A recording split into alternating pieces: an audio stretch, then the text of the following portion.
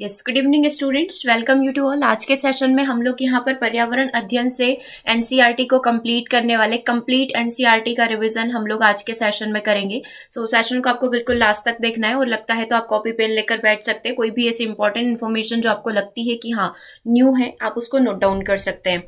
एक इन्फॉर्मेशन आप सभी के लिए, यदि आप चैनल पर न्यू है तो फर्स्टली आप चैनल को सब्सक्राइब कर सकते हैं, ताकि इसी तरीके से जब भी कोई वीडियो या फिर कोई भी पोस्ट अपलोड की जाती है तो सबसे पहले आपके पास उसका नोटिफिकेशन पहुंचे। और जैसा कि आप स्क्रीन पर देख पा रहे हैं, यदि आप पर्यावरण अध्ययन के नोट्स खरीदना चाहते हैं जो कि लैंग्वेज हिंदी में अवेलेबल है, तो आप इसके नोट्स बाय कर सकते हैं। उसके लिए आप हमसे संपर्क कर सकते हैं 8770803840 पर व्हाट्सएप करके आप इससे रिलेटेड सारी डिटेल को प्राप्त कर सकते हैं। नंबर यहाँ पर लिखा हुआ है 8770803840। ओनली 300 रुपीज़ में ये पूरी कॉपी अवेलेबल है, जिसमें आपको सारी ही चीज़ें मिल जाएगी। कंटेंट में क्या क्या रहने वाला है, तो सिलेबस के अनुसार नोट्स रहेंगे, एनसीईआरटी समरी रहने वाली है पूरी, उसके अंदर चैप्टर वाइज प्रैक्टिस क्वेश्चन है, 20 मॉक टेस्ट है, प्रैक्टिस क्वेश्चन अलग से रहेंगे 500 प्लस, पेडागोजी नोट्स इसके अंदर रहेंगे, करंट अफेयर्स रहेगा, स्टैटिक जीके रहेगा और साइंस रहेगा। ये सारी चीजें आपके कंप्लीट रहेगी अपने कोर्स के अंदर, राइट। तो सेशन को हम लोग स्टार्ट करते हैं। और इसी तरीके से यदि आप सीडीपी का कोर्स भी बाय करना चाहते हैं तो सीडीपी का कोर्स भी अवेलेबल है। और यदि आप ओनली 2500 क्वेश्चन की सीरीज को बाय करना चाहते हैं तो क्वेश्चन सीरीज भी अवेलेबल है। और ओनली नोट्स बाय करना चाहते हैं तो नोट्स भी अवेलेबल है। उसके लिए आप सेम नंबर पर व्हाट्सएप कर सकते हैं 7770803840 पर। चलिए सेशन को हम लोग यहाँ पर स्टार्ट करेंगे। आज के सेशन में हमें क्या पढ़ना है, एनसीईआरटी को पूरा रिवाइज करना है, पूरा का पूरा एनसीईआरटी कंप्लीट करना है। तो फ्रॉम पॉइंट 1 हम लोग यहाँ पर स्टार्ट करेंगे।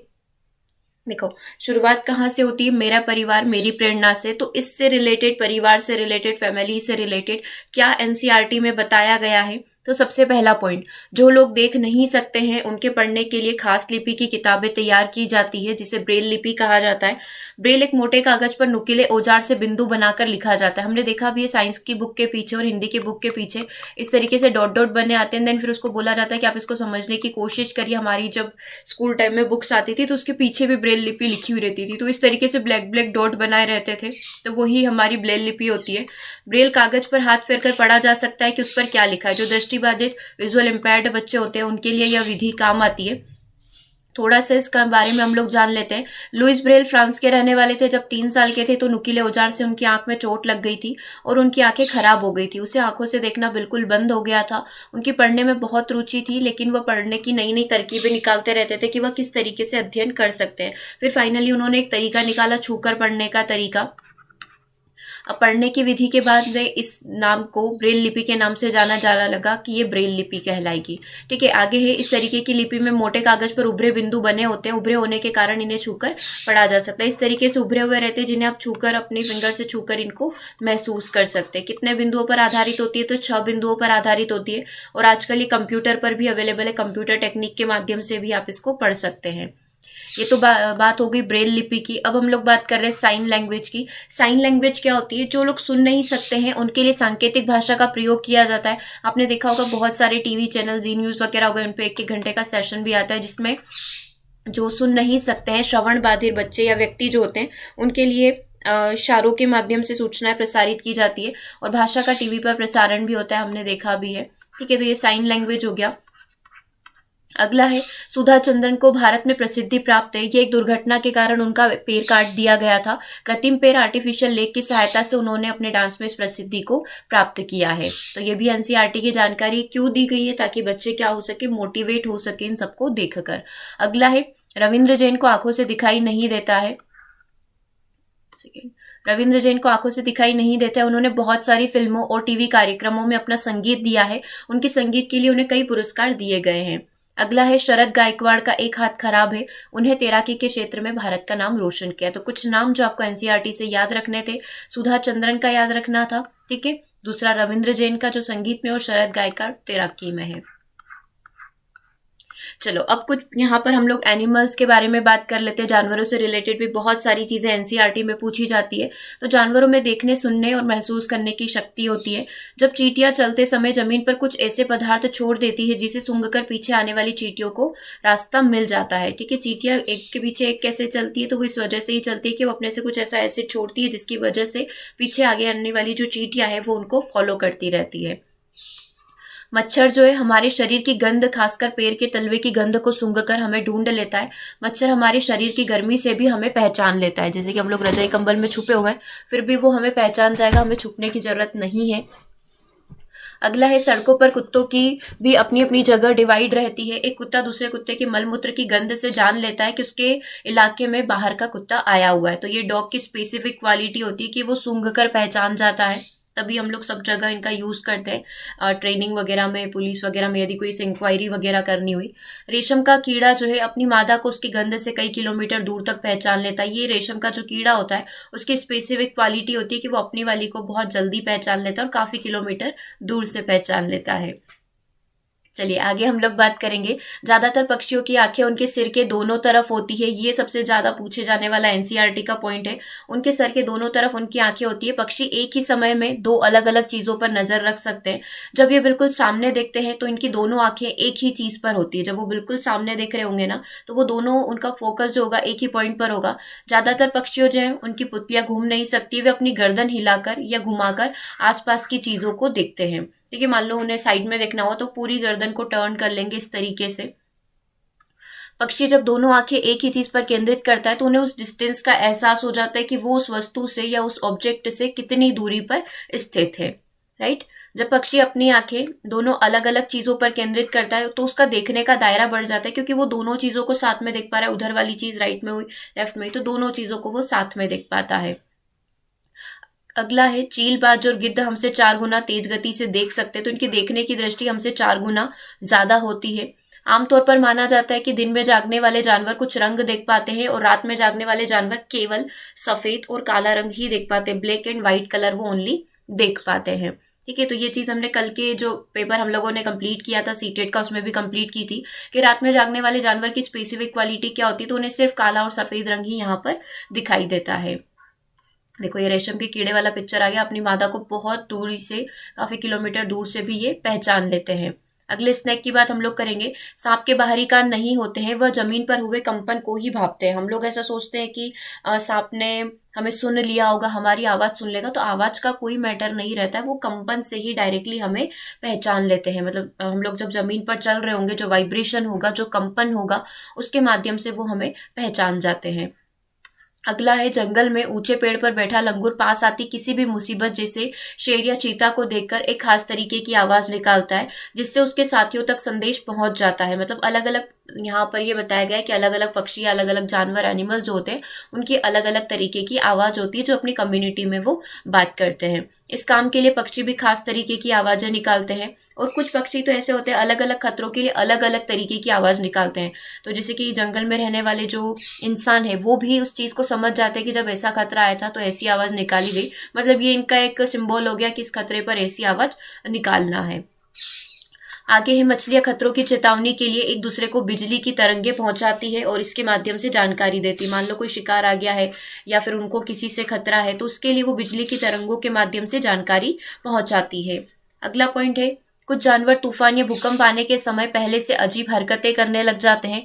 लाइक डॉग हो गया, कोई भी एनिमल हो गया, पक्षी उड़ना स्टार्ट कर देते हैं तो हमें समझ आ जाता है कि यहाँ पर कुछ ना कुछ खतरा है। जंगलों में रहने वाले लोग समझ जाते हैं कि कुछ अनहोनी होने वाली है। जैसे नॉर्मली अभी अपने एरिया में बात करें तो जब भी कोई बंदर वगैरह है कुछ आता है तो आसपास के पक्षी जो है वो लाइक कौवे वगैरह हो गए तो वो काव काव करना स्टार्ट कर देते हैं, वो अपने पेड़ पे से उड़ के चले जाते हैं। तो समझ में आ जाता है कि हाँ बंदर आने वाला है या फिर कुछ ऐसी वैसी चीज हो रही है जिसकी वजह से पक्षियों में हलचल हो रही है।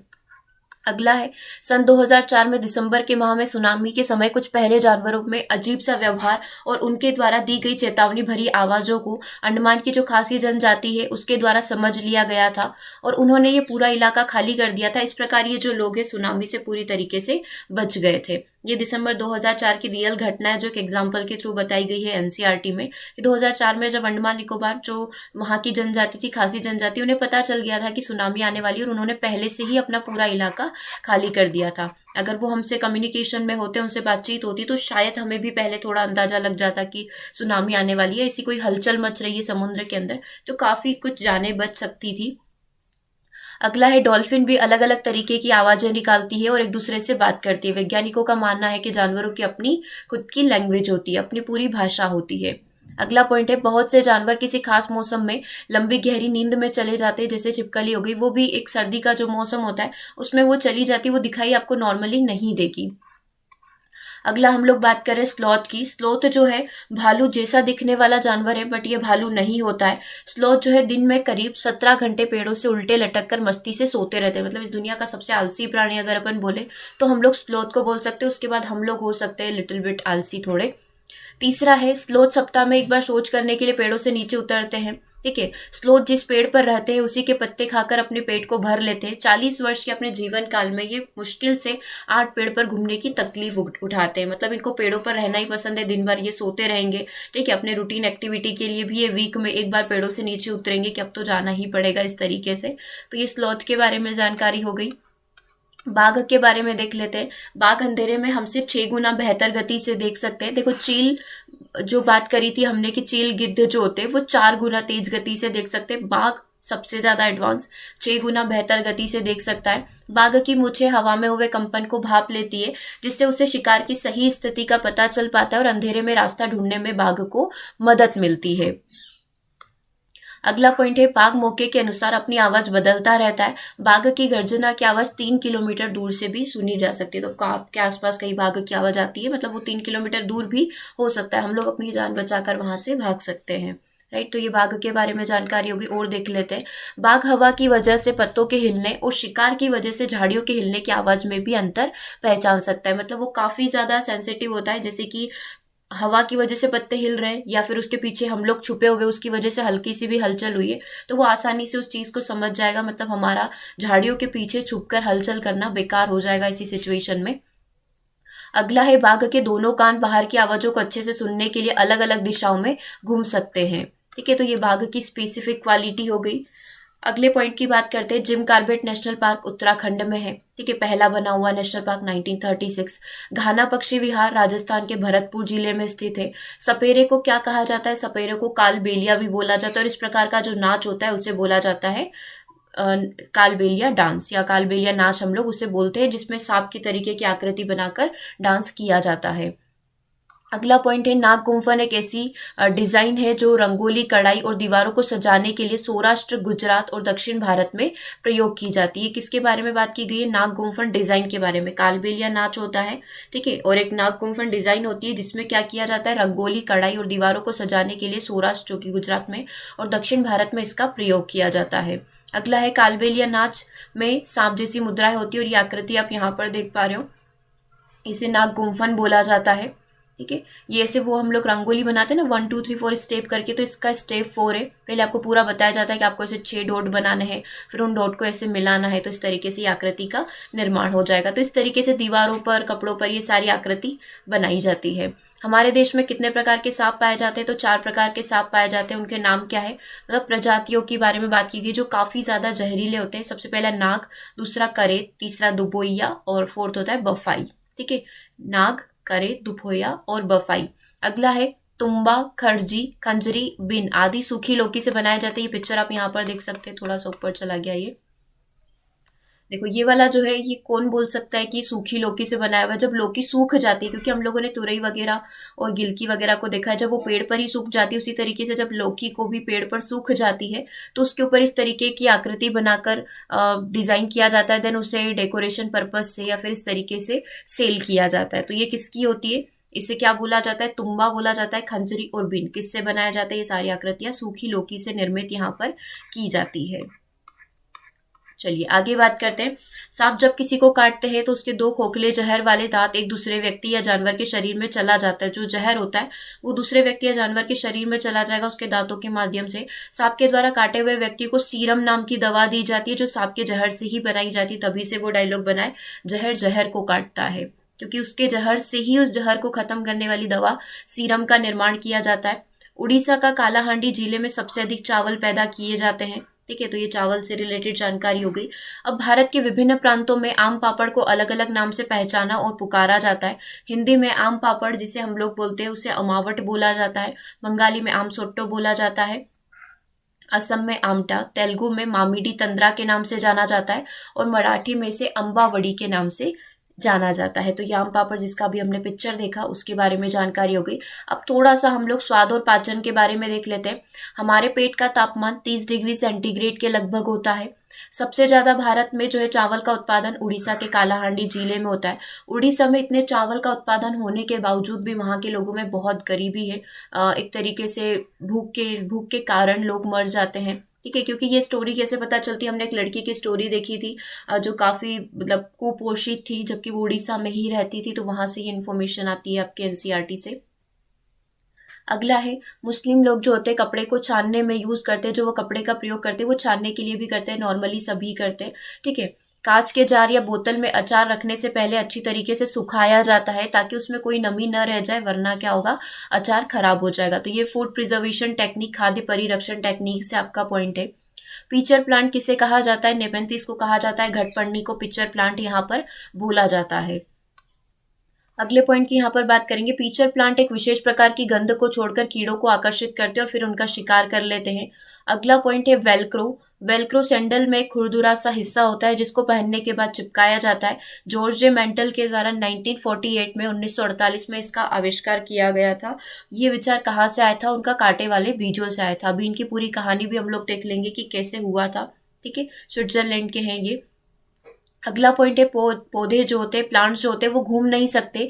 वे एक बार में एक ही जगह पर जाते हैं, परंतु उनके बीज जो है लंबी जगह यात्रा कर लेते हैं। एक ही जगह पर रहेंगे पौधे तो घूम नहीं पाएंगे। ठीक है, लेकिन उनके बीज हवा पानी के माध्यम से इधर उधर ट्रेवल करते रहते हैं। किसी के कपड़ों में चिपक कर हो गए, हवा के साथ हो गए, पानी के साथ बहकर इधर उधर चले गए, तो बीज ट्रेवल करते रहते, पौधे नहीं। अगला पॉइंट है सोयाबीन की फली पकने पर फूट जाती है और उससे सोयाबीन के बीज निकल आते हैं। अगर हवा हुई तो हवा के माध्यम से उड़कर या पानी के माध्यम से बहकर वो एक प्लेस से दूसरे प्लेस पर ट्रेवल कर पाते हैं। हरी मिर्च, टमाटर और आलू दक्षिण अमेरिका से आए हैं। पत्ता गोभी और मटर कहाँ से आए हैं, यूरोप से आए हैं। हमने वो पोयम पढ़ी थी ना, आलू मटर चाय जी कौन कहाँ से आए जी, तो उसी पोयम के ये शॉर्ट पॉइंट है एनसीईआरटी के। हरी मिर्च, टमाटर और आलू दक्षिण अमेरिका से आए। पत्ता गोभी और मटर कहाँ से मिले, यूरोप से मिले। कॉफी बीन्स और भिंडी की बात करेंगे तो ये कहाँ से आए हैं, ये अफ्रीका से आए हैं। ठीक है, एक बार यदि आपको और भी पूरा डिटेल में पढ़ना हो एनसीईआरटी को तो आप एनसीईआरटी की एक बार प्लेलिस्ट जाकर जरूर चेक करिएगा। उसमें हम लोगों ने क्लास 3rd से लेकर जो हमारी 8th तक की जो एनसीईआरटी होती है, जहाँ पर साइंस हो गया, ठीक है, और पर्टिकुलर हमारा ईवीएस हो गया, उसका हर एक चैप्टर कंप्लीट किया हुआ है। तो पूरे चैप्टर वाइज यदि आप पूरा एनसीईआरटी को डिटेल में पढ़ना चाहते हैं तो आप एक बार वहां पर भी मूव कर सकते हैं। यहाँ पर जस्ट हम लोग शॉर्ट में और जो इंपॉर्टेंट है उनको रिवाइज कर रहे हैं। गड़ीसर झील राजस्थान के जैसलमेर जिले में है। इसकी बातचीत हुई थी क्योंकि पानी वहां पर कम होता है, तो पहले झील में जब पानी भर जाता था तो वहां के लोग पूजन वगैरह करते थे। ठीक है, एक त्योहार टाइप मनाते थे कि हमारी झील वगैरह भर चुकी और उसी से वो अपने पूरे साल भर का काम चलाते थे। यहाँ इस घाट पर एक स्कूल हुआ करता था, ये थोड़ी सी जानकारी उसी से रिलेटेड। जैसलमेर में 9 झीलें थी, जो एक बड़ी झील से पानी बरसने पर, एक बड़ी झील में पानी आने पर सारी दूसरी झीलें उसके माध्यम से भर जाती थी। जैसलमेर राजस्थान में बहुत कम बारिश होती है, साल में 1 या 2 बार, और कभी कभी तो पूरे साल भर बारिश वहां पर नहीं होती है। अगला है, जैसलमेर में जब झीलें भर जाती है तो लोग उत्सव मनाते हैं, उनकी पूजा करते हैं। जैसे कि उत्तराखंड में नई दुल्हन की पूजा होती है, ठीक है, वैसे ही यहाँ पर भी पूजा की जाती है। कुएं और झील के सूखने का क्या कारण है, कल ही हम लोग सीटेट का एक पेपर लगाए थे, उसमें कारण पूछा गया था कि निम्नलिखित में से क्या बताइए कि क्या सूखने के कारण हो सकते हैं। तो वहां पर 4 स्टेटमेंट है, देन फिर आपके पास 4 ऑप्शन थे, ABCOD क्या राइट है। तो वहीं से रिलेटेड हम लोग यहाँ पर पॉइंट कंप्लीट कर रहे हैं। देखो क्या कारण हो सकते हैं, पानी को मोटर से निकाला जा रहा है जिससे जमीन का पानी कम होता जा रहा है, उसकी वजह से कुएं और झीलें हमारी सूखती जा रही है। फिर 1986 में जोधपुर और उसके आसपास में बारिश ही नहीं हुई, फिर लोगों को ध्यान आया कि वहां पर पुराना कुआं या बावड़ी है। फिर लोगों ने क्या किया, लोगों ने पैसों को इकट्ठा किया, लगभग 200 ट्रक समथिंग वहां पर कूड़ा निकाला और वहां से वापस से पानी की प्राप्ति होने लगी। क्योंकि क्या होता है, हम लोग दूसरे माध्यम अपना ले लेते हैं, तो जो कुआं बावड़ी होता है वहां पर हम लोग कचरा डाल देते हैं या फिर उसको पैक करवा देते हैं। तो इस तरीके से ये सारे माध्यम धीरे धीरे क्या होते जा रहे हैं, बंद होते जा रहे हैं। अगला है, प्यासे जोधपुर को बावड़ी से पानी मिला और कुछ वर्षों बाद वहां वर्षा हुई और फिर से लोग बावड़ी को भूल गए वहां पर। अगला है, अलबरूनी हजारों साल पहले उज्बेकिस्तान से भारत आया था, तो उसने किया क्या था, वहां पर जब वो राजस्थान गया तो उसने देखा कि बावड़ी का निर्माण और इस तरीके से कुएं तालाबों का निर्माण प्रॉपर तरीके से किया गया। तो उसने ये सारी जानकारी अपने देश जाकर वहां के लोगों को भी दी कि किस तरीके से ये चीजों का निर्माण किया जाता है। तो ये अलबरूनी की बात वहां से आती है। इसने क्या करा था, भारत में आकर सभी चीज़ों को ध्यान से समझा और जाना कि यहाँ के लोग तालाब बनाने की कला जानते हैं और वह बड़े बड़े पत्थर और लोगों के चबूतरे झीलों के किनारे पर बनाते हैं। ठीक है, अल-बरूनी ने सारी बात को विस्तृत रूप से लिखा। ये सारी बातें 1973 में मिली एक स्टाम्प पर लिखी हुई थी, जो अल-बरूनी के जन्म के लगभग 1000 साल के बाद मिली थी। तो अब आप सोच सकते हैं ये कितनी पुरानी बात होगी। 1973 से 1000 साल पुरानी बात ही होगी। मृत सागर का पानी सबसे ज्यादा खारा होता है। ठीक है, हम लोग एक क्वेश्चन देखते हैं ना कि पानी में तैरते रहते हैं, यहाँ पर अगर कोई भी बॉडी होगी तो पानी में तैरती रहेगी, वो डूबेगी नहीं क्योंकि वो बहुत खारा है। ठीक है, मृत सागर समुद्र तल से 418 मीटर नीचे दुनिया का सबसे निचला बिंदु इसको माने जाने वाला सागर है। इसे खारे पानी की सबसे निचली झील भी आप लोग यहाँ पर बोल सकते हैं। अमृत सागर के 1 लीटर पानी में 300 ग्राम तक जो ये मृत सागर के 1 लीटर पानी में लगभग 300 ग्राम तक नमक यहाँ पर मिल जाता है। इतना नमक इसके अंदर प्रेजेंट रहता है। अगले पॉइंट की बात हम लोग यहाँ पर करेंगे। इसमें पानी का घनत्व जो है ज्यादा होने के कारण लोग उसमें डूबते नहीं है और उसकी सतह पर तैरते रहते हैं। अगला है 1930 में दांडी मार्च का आयोजन किया गया था। यह आयोजन इसलिए किया गया था क्योंकि भारतीयों को समुद्र से नमक बनाने की इजाजत नहीं थी, उस पर कर टैक्स लगाया जाता था। तो फिर दांडी यात्रा स्टार्ट की गई थी और वहां से नमक बनाने की प्रोसेस स्टार्ट हुई थी। दांडी यात्रा अहमदाबाद से गुजरात के समुद्रों के किनारे तक चलती थी। सबसे बड़ी कोस्टल लाइन कहाँ पर है, गुजरात स्टेट में, तो वहीं से ये शुरू भी हुआ था। अब बात कर लेते हैं थोड़ी सी बीमारी की। सेकेंड, देखो बीमारी के बारे में हम लोग यहाँ पर देख रहे हैं। मलेरिया में बुखार से जो कपकपी और ठंड के साथ आता है, हम लोगों को हल्की हल्की सी ठंड लगती है और ऐसी दूजनी वगैरह कपकपी लगना स्टार्ट होती है, तो उसी के साथ मलेरिया स्टार्ट होता है। मलेरिया की दवा किससे बनती है, तो सिंकोना पेड़ की छाल से बनाई जाती है। और नाम क्या है, ये सबसे बड़ा एक कंफ्यूजन रहता है। सिंकोना पेड़ की छाल से तो बनती है दवा और उस दवा का नाम कुनेन होता है। ठीक है, तो ये आपको थोड़ा सा पॉइंट इसके अंदर ऐड कर लेना है। अगला है लोहा या आयरन हमें गुड़, आंवला और बहुत सी हरे पत्ते वाली सब्जियों से मिलता है। अगेन पूछा हुआ क्वेश्चन है एनसीईआरटी का कि एक डॉक्टर एक बच्ची को गुड़, आंवला और बहुत सारी चीजें खाने की सलाह देता है, तो वो क्या करना चाहता है, आयरन की मात्रा उसके शरीर में हो, इसके लिए इस तरीके से कुछ क्वेश्चन पूछा गया था। एनीमिया की कमी हो जाने के कारण ये सारी सलाह दी जाती है। मक्खियों से भी कई तरीके की बीमारी फैलती है। देखो एल्गी या शैवाल एक तरीके का जलीय पौधा है जो बरसात के समय में उगता है। रोनाल्ड रोस कौन थे, इन्होंने सबसे पहले बताया था कि मलेरिया मच्छरों से फैलता है। ठीक है, नोबेल प्राइज भी मिला हुआ है इनको। मलेरिया एक कोशिका वाले पैरासाइट्स परजीवी होते हैं जिन्हें हम लोग प्लाज्मोडियम बोलते हैं। जब हम लोग रक्त की जांच करवाते हैं तो उसमें प्लाज्मोडियम की जानकारी मिलती है। मलेरिया के परजीवी का वाहक मादा एनोफिलिस मच्छर होता है जिनके पंख गहरे और धब्बेदार होते हैं। मतलब मलेरिया हमेशा मादा मच्छर के काटने से ही होता है, नर मच्छर नहीं काटता। इसी तरीके से मधुमक्खी में भी होता है, मादा मधुमक्खी ही हमेशा डंक मारती है। राइट, देखो अब वेलक्रो की थोड़ी सी कहानी हम लोग देख लेते हैं। ये एनसीईआरटी की ही ली हुई है, एनसीईआरटी से ही पूरा पॉइंट लिया हुआ है। ये जो सैंडल वगैरह में चिपकाया जाता है वो हमारा वेलक्रो होता है। यह घटना 1948 की। एक दिन जॉर्ज मेंटल अपने कुत्तों के साथ शहर से लौट रहे थे। उन्होंने पाया कि उन दोनों पर बीज चिपके हुए, यानी कि जॉर्ज मेंटल और उनका जो डॉग था उनके ऊपर। इन बीजों को वो अपने कपड़ों पर चिपका देखकर वे हैरान रह गए।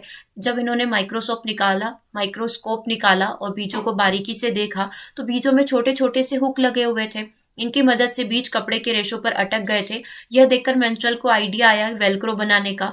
वेलक्रो से दोनों सतह पर चिपकी हो रहती है, ये इधर भी चिपकेगी और ये इधर भी चिपकेगी और खुलने पर चर चर की आवाज, इस तरीके का साउंड प्रोड्यूस होता है। हमने अपने बस्ते, कपड़े, जूते, पट्टे आदि में इसका इस्तेमाल किया है। मजेदार किस्सा है, बच्चों को प्रेरणादायक ये चीज लगेगी किस तरीके से भी आविष्कार किए जाते हैं। घूमते घूमते, वॉक पर जाते जाते भी हम लोग आविष्कार कर सकते हैं। देन हम लोग निपैंथिस के बारे में देख रहे हैं, शिकारी पौधे के बारे में देख रहे हैं।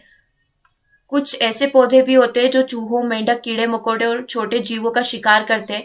इन्हें निपैंथिस सबसे ज्यादा मशहूर है। घटपर्णी सबसे ज्यादा मशहूर है क्योंकि इस तरीके के शेप का होता है, घड़े के आकार का होता है। यह ऑस्ट्रेलिया, इंडोनेशिया और भारत में मेघालय राज्य में पाया जाता है। हमारे यहाँ तो नहीं, लेकिन बाहर विदेशों में इसे अपने घर के बाहर लगाया जाता है ताकि जो छोटे छोटे कीट हो वो घर के अंदर प्रवेश न करते हुए घटपर्णी अपना काम वहां पर आसानी से कर दे। ठीक है, इनके ऊपर एक पत्ती का ढक्कन लगा हुआ रहता है। घड़े से खासी खुशबू निकलती है जिसकी वजह से कीड़े खींचे चले आते हैं और काफी अट्रैक्टिव भी दिखता है। ये पौधे के ऊपर पहुंचते ही कीड़े अंदर फंस जाते हैं और बाहर नहीं निकल पाते। ये पौधे के शिकार कर सकते हैं और बहुत ही चतुराई चतुराई से ये करते हैं, क्योंकि एक बार कोई यहाँ पर आकर बैठ गया तो वो फिसलन के कारण अंदर ही गिरेगा, और अंदर जैसे ही गिरेगा ढक्कन बंद हो जाएगा, और जब तक उसकी सांसें बंद नहीं हो जाती ढक्कन बंद ही रहता है और ये अपने पाचन प्रक्रिया को गिरते ही स्टार्ट कर देता है। तो ये निपेंथिस घटपर्णी, और जैसे हमने देखा इसे पिक्चर प्लांट भी बोला जाता है, इसके बारे में जानकारी होगी। पहले तो कुछ पौधे ही हुआ करते थे, अभी तो बहुत सारे पौधे इस तरीके से हो गए जो कीड़ों का शिकार करते रहते हैं। आगे हम लोग जो घुमक्कड़ बीज के बारे में शॉर्ट नोट देखा था उसके बारे में आप थोड़ा सा यहाँ पर देख सकते हैं। पौधे अपनी सारी जिंदगी एक ही जगह खड़े रहते हैं, ये चलते नहीं है, लेकिन इनके बीज क्या है, घूम घूम कर इधर से उधर ट्रेवल करते रहते हैं। ये आप देख सकते हैं, पौधा यहीं खड़ा हुआ है और ये इनके बीजों को बोल रहे हैं जाओ तुम अपनी अपनी जगह घूम कर आओ, अपना घर बसाओ, इस तरीके से। ठीक है, आगे हम लोग बात करते हैं, ये वाला आपका पिक्चर आप यहाँ पर देख सकते हो, ये इस तरीके से ट्रैवल करते हैं हवा के माध्यम से, पानी के माध्यम से, और ये जो है हमारा वेलक्रो का आविष्कार करने का तरीका यहीं से आया था। ठीक है, ये इस तरीके से हुक होते हैं इसके अंदर जो किसी पर भी चिपक जाते हैं। चलिए आगे हम लोग यहाँ पर बढ़ेंगे। अब हम लोग थोड़े से प्लांट के अंदर बात कर लेते हैं, एक बीजपत्री और द्विबीजपत्री क्या होते हैं, मोनोकोट और डाइकोट क्या होते हैं। तो लक्षण के आधार पर देख लेते हैं। यदि पत्तों की नसों की बात करें, नसें इन द सेंस कि उनके अंदर जो स्ट्रक्चर होता है उसकी बात करेंगे कि किसी भी लीफ पत्ती में किस तरीके का स्ट्रक्चर होता है।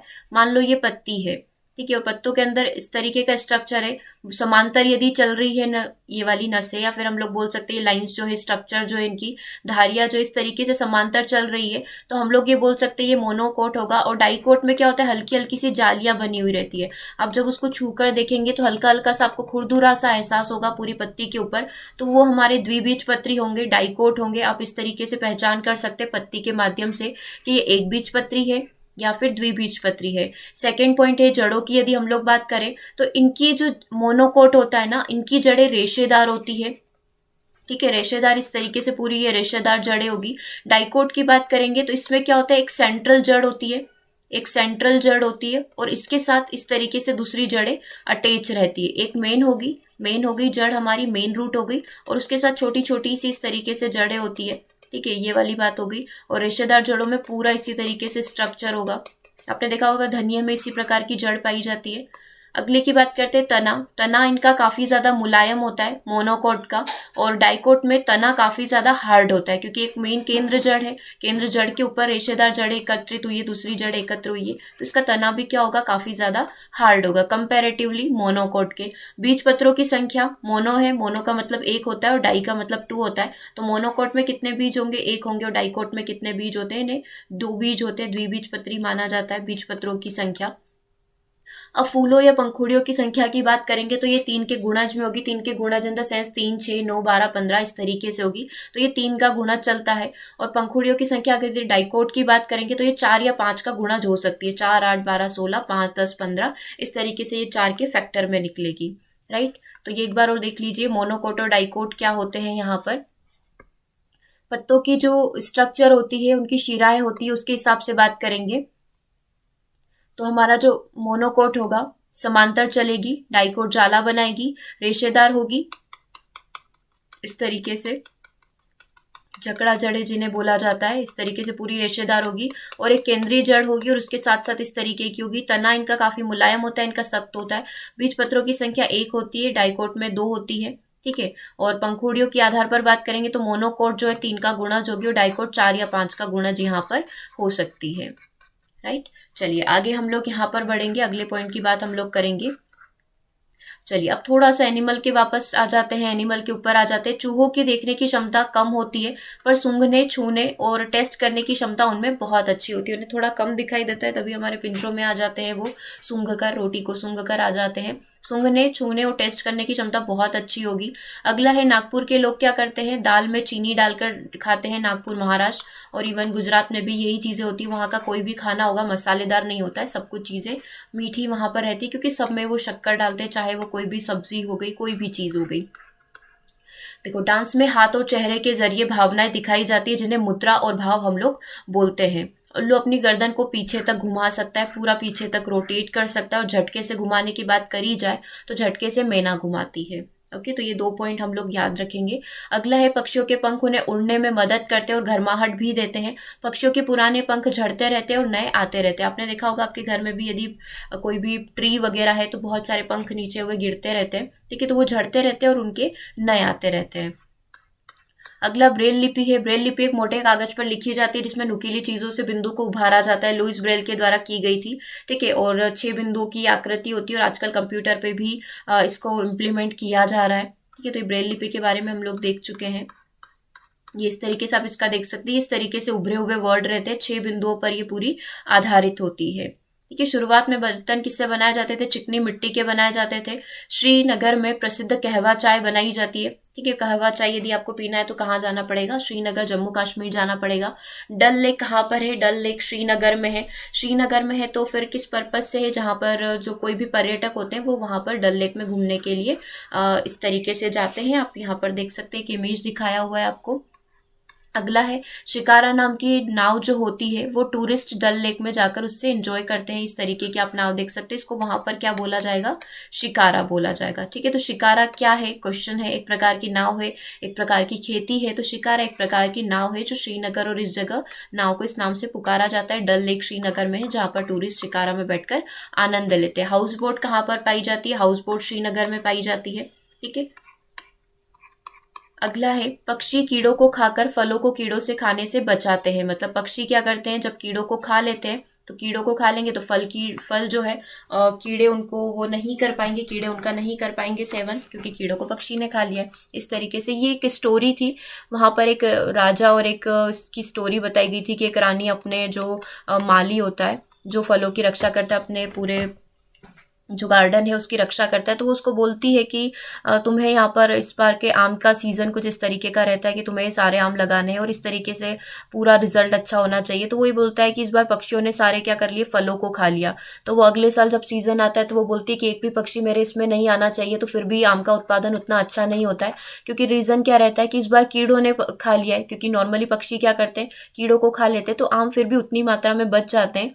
तो इस तरीके से पूरी कहानी थी। तो ये शॉर्ट पॉइंट वहां से लिया गया है कि पक्षी कीड़ों को खाकर फलों को कीड़ों से खाने से बचा लेते हैं।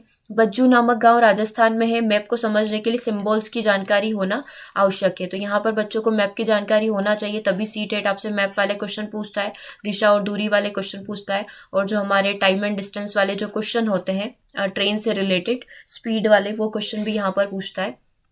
अगला पॉइंट है रीयूज वाटर के बारे में डिस्कशन करने से बच्चों में जल संरक्षण के प्रति जागरूकता उत्पन्न होती है। ये आपका पेडागोजी से पूछा जाने वाला क्वेश्चन है कि बच्चों को यदि बताया जा रहा है कि आप पानी का इतना ज़्यादा दुरुपयोग न करें, तो आप किसके थ्रू समझा सकते हैं? तो रीयूज टेक्निक के माध्यम से बच्चों को पानी का किस तरीके से रीयूज कर सकते, सदुपयोग कर सकते, तो इसको बताते हुए हम लोग बच्चों में जागरूकता को उत्पन्न कर सकते हैं।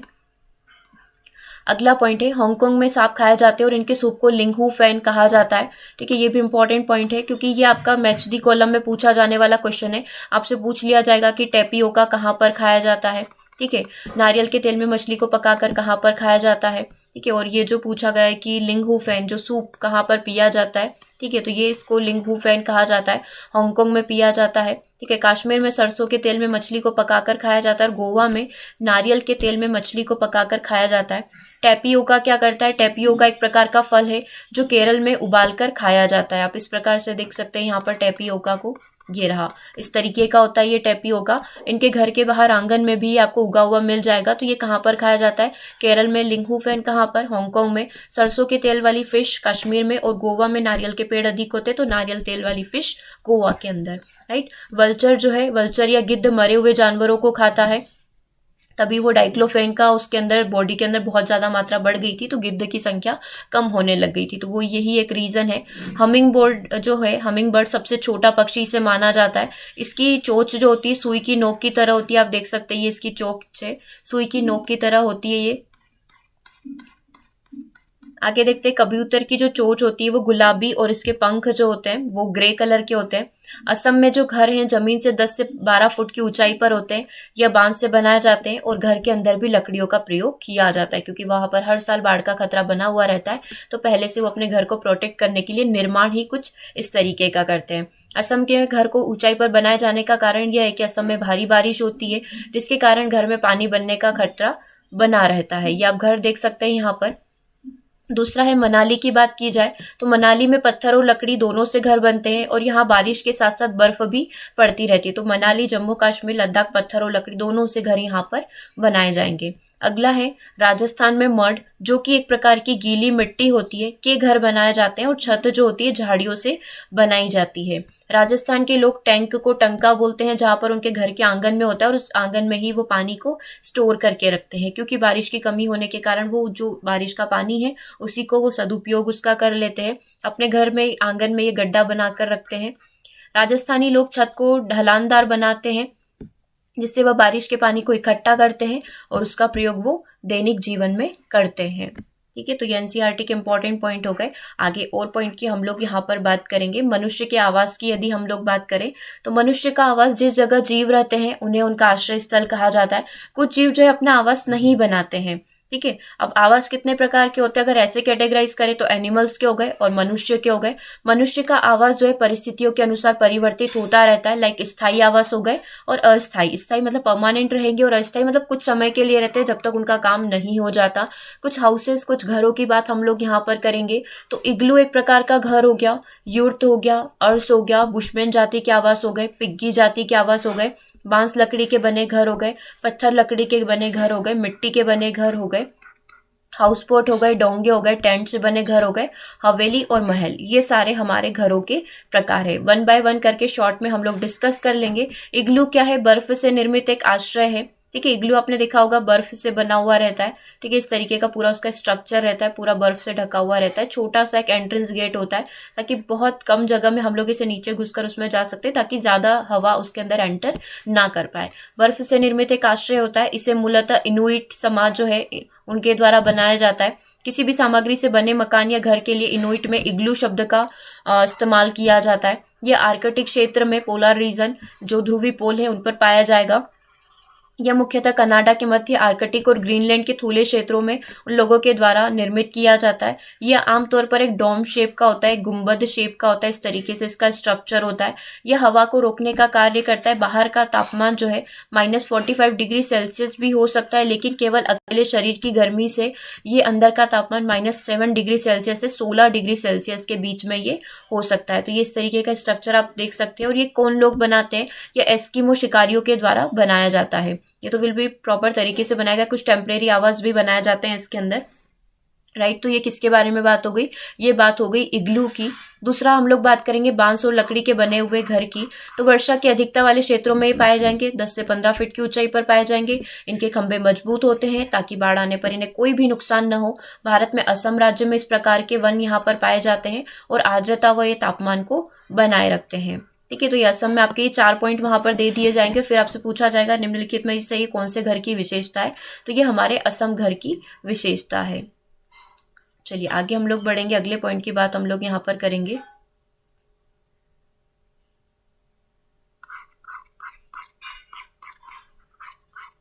पत्थर और लकड़ी के बने घर क्या होते हैं? तो देखो, पत्थर और लकड़ी के बने घर, इस प्रकार के घर जो है पहाड़ी इलाकों में बनाए जाते हैं। ये वर्षा के साथ साथ यहाँ पर क्या होता है, बर्फ का खतरा भी बना हुआ रहता है, इसीलिए हम लोग इस प्रकार के घरों का निर्माण करते हैं। इनकी छत ढलाऊ होती है ताकि इन पर बर्फ व पानी जो है जमा हो सके। कहीं पर ये समतल भी हो सकते हैं और कहीं इस तरीके से ढलान वाले भी हो सकते हैं।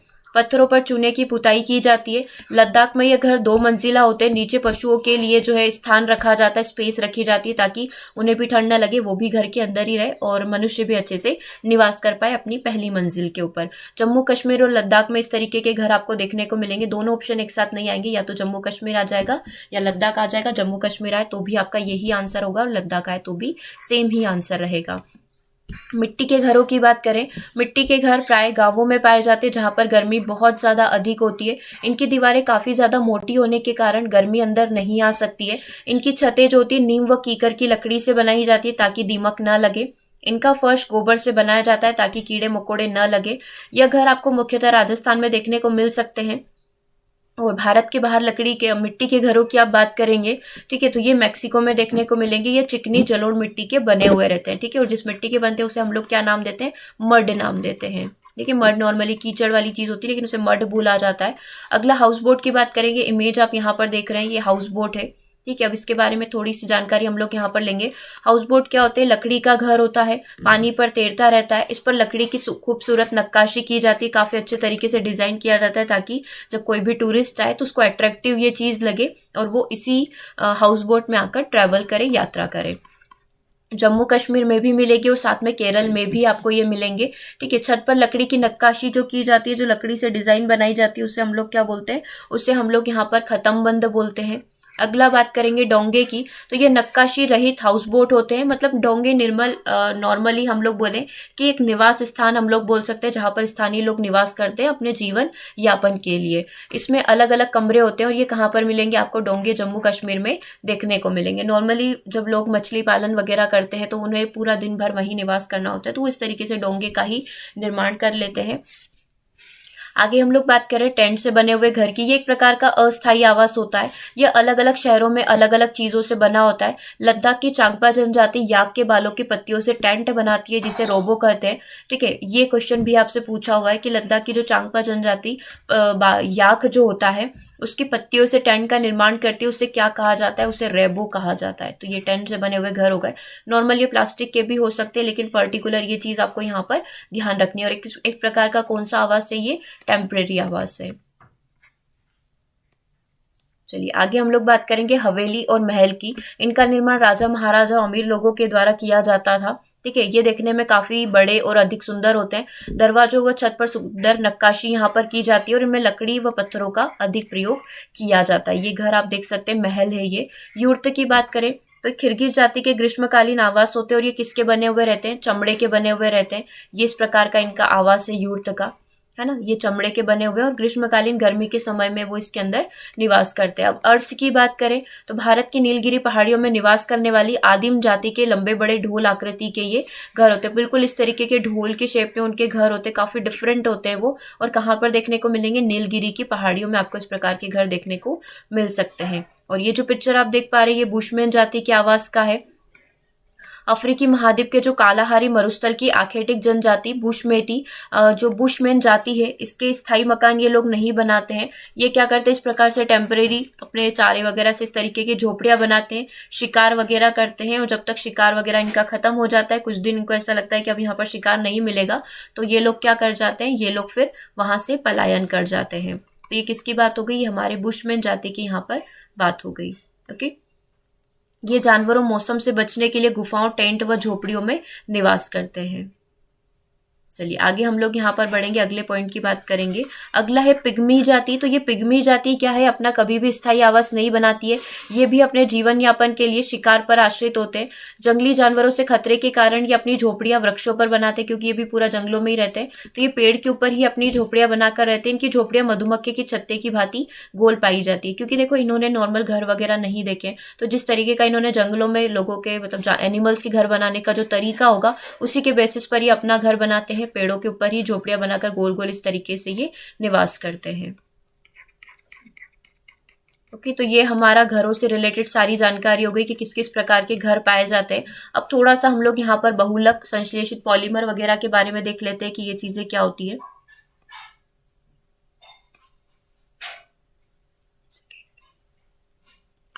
देखो, अब संश्लेषित बहुलक हम लोग स्टार्ट करने वाले हैं। संश्लेषित बहुलक सिंथेसिस पॉलीमर क्या होता है? पॉलीमर जो है, सबसे पहले इसके बारे में देख लेते हैं, फिर संश्लेषित को हम लोग जान लेंगे। एक ग्रीक शब्द पॉलीमरोस से बना हुआ है, जिसका मतलब होता है बहुत सी इकाइयां। वहीं से इसका नाम पड़ा है पॉलीमर। मतलब कि जो संश्लेषित बहुलक होता है, इसका निर्माण क्या होता है? बहुत सारी इकाइयों से मिलकर होता है। आप इसका स्ट्रक्चर देखेंगे तो कुछ इसका स्ट्रक्चर इस तरीके से होता है, कोई इससे जुड़ा हुआ है, इससे जुड़ा हुआ है। तो इस तरीके का इसका पूरा ये स्ट्रक्चर होता है, इसे क्या बोला जाता है? पॉलीमर बोला जाता है। अतः बहुत सी छोटी छोटी इकाइयों से मिलकर बने उच्च अणुभार वाले यौगिक क्या कहलाते हैं? बहुलक कहलाते हैं। वह छोटी संरचनात्मक इकाई जिसकी पुनरावृत्ति से बहुलक का निर्माण होता है, एकलक कहलाती है। अब बहुलक क्या हो गया? बहुत सारे बहुलक मिलकर जब एक इकाई बनाएंगे तो एकलक उसे हम लोग बोलेंगे। चलो आगे हम लोग यहाँ पर बढ़ेंगे। थोड़ी सी बात हो गई बहुलक पॉलीमर की। कभी आपसे डेफिनेशन बोल दी जाए कि डेफिनेशन बताइए, तो इस तरीके से बहुत सारे मिलकर क्या करेंगे? हमारे बहुलक का निर्माण करेंगे। ठीक है, बहुत सारे एकलक मिलकर हमारे बहुलक का निर्माण यहाँ पर कंप्लीट करते हैं। बहुलक निर्माण की प्रक्रिया क्या कहलाती है? बहुलक का निर्माण होने की प्रक्रिया बहुलीकरण यहाँ पर कहलाएगी। अब बात कर लेते हैं अपशिष्ट की। किसी भी प्रक्रम के अंत में बचने वाले अनुपयोगी पदार्थ या उत्पाद को हम लोग क्या बोलते हैं? अपशिष्ट पदार्थ बोलते हैं। कितने प्रकार के होते हैं? 2 श्रेणियां होती है, जैव निम्नीकरण व अजैव निम्नीकरण। अब ये जो जैव निम्नीकरण होता है ये क्या होता है? जैव निम्नीकरण अपशिष्ट वे अपशिष्ट पदार्थ होते हैं जिनका जैविक कारकों के द्वारा अपघटन किया जाता है, जैव निम्नीकरण अपशिष्ट कहलाते हैं।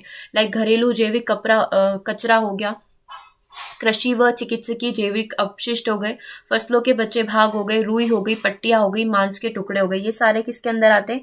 जैव अपशिष्ट के अंदर आते हैं, जो जीवों के द्वारा। अब ये अजैव अपशिष्ट क्या होते हैं? कल हम लोग एक क्वेश्चन किए थे तो उसमें हमने देखा था वन लाइनर में, जो कैडमियम होता है, निम्नलिखित में से कौन सा एक अजैव अपशिष्टीकरण के अंदर आएगा? तो वो कैडमियम हो गया था। तो आपको इस तरीके से वो देखना है कि बस कौन सा जीवों के द्वारा किया जा रहा है, कौन सा अजैव होगा जिनका जैविक कारकों के द्वारा अपघटन नहीं हो पाएगा। ठीक है, अजैव निम्नीकरण की बात यहाँ पर हो रही है। तो ये अजैव निम्नीकरण की कैटेगरी में आ जाएंगे। इसमें प्लास्टिक की बोतलें हो सकती है, पॉलीथीन थैलियाँ हो सकती है, कांच हो सकते हैं, सुइयाँ हो सकती है और धातु के टुकड़े हो सकते हैं। ये सारे किसका हिस्सा हो जाएंगे? अजैव निम्नीकरण का।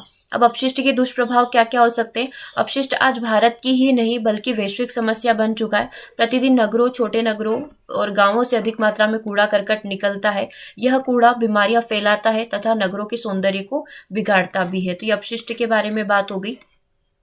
चलिए अब थोड़ा सा और कुछ न्यू थिंग के बारे में डिस्कस हम लोग कर लेते हैं। ठीक है, बांस और रस्सी से बने पुल आपको भारत के किस राज्य में मिलेंगे? आपको भारत के असम राज्य में मिलेंगे बांस और रस्सी के बने हुए पुल। असम राज्य में बारिश बहुत अधिक होती है और कभी कभी घुटनों तक पानी भी भर जाता है।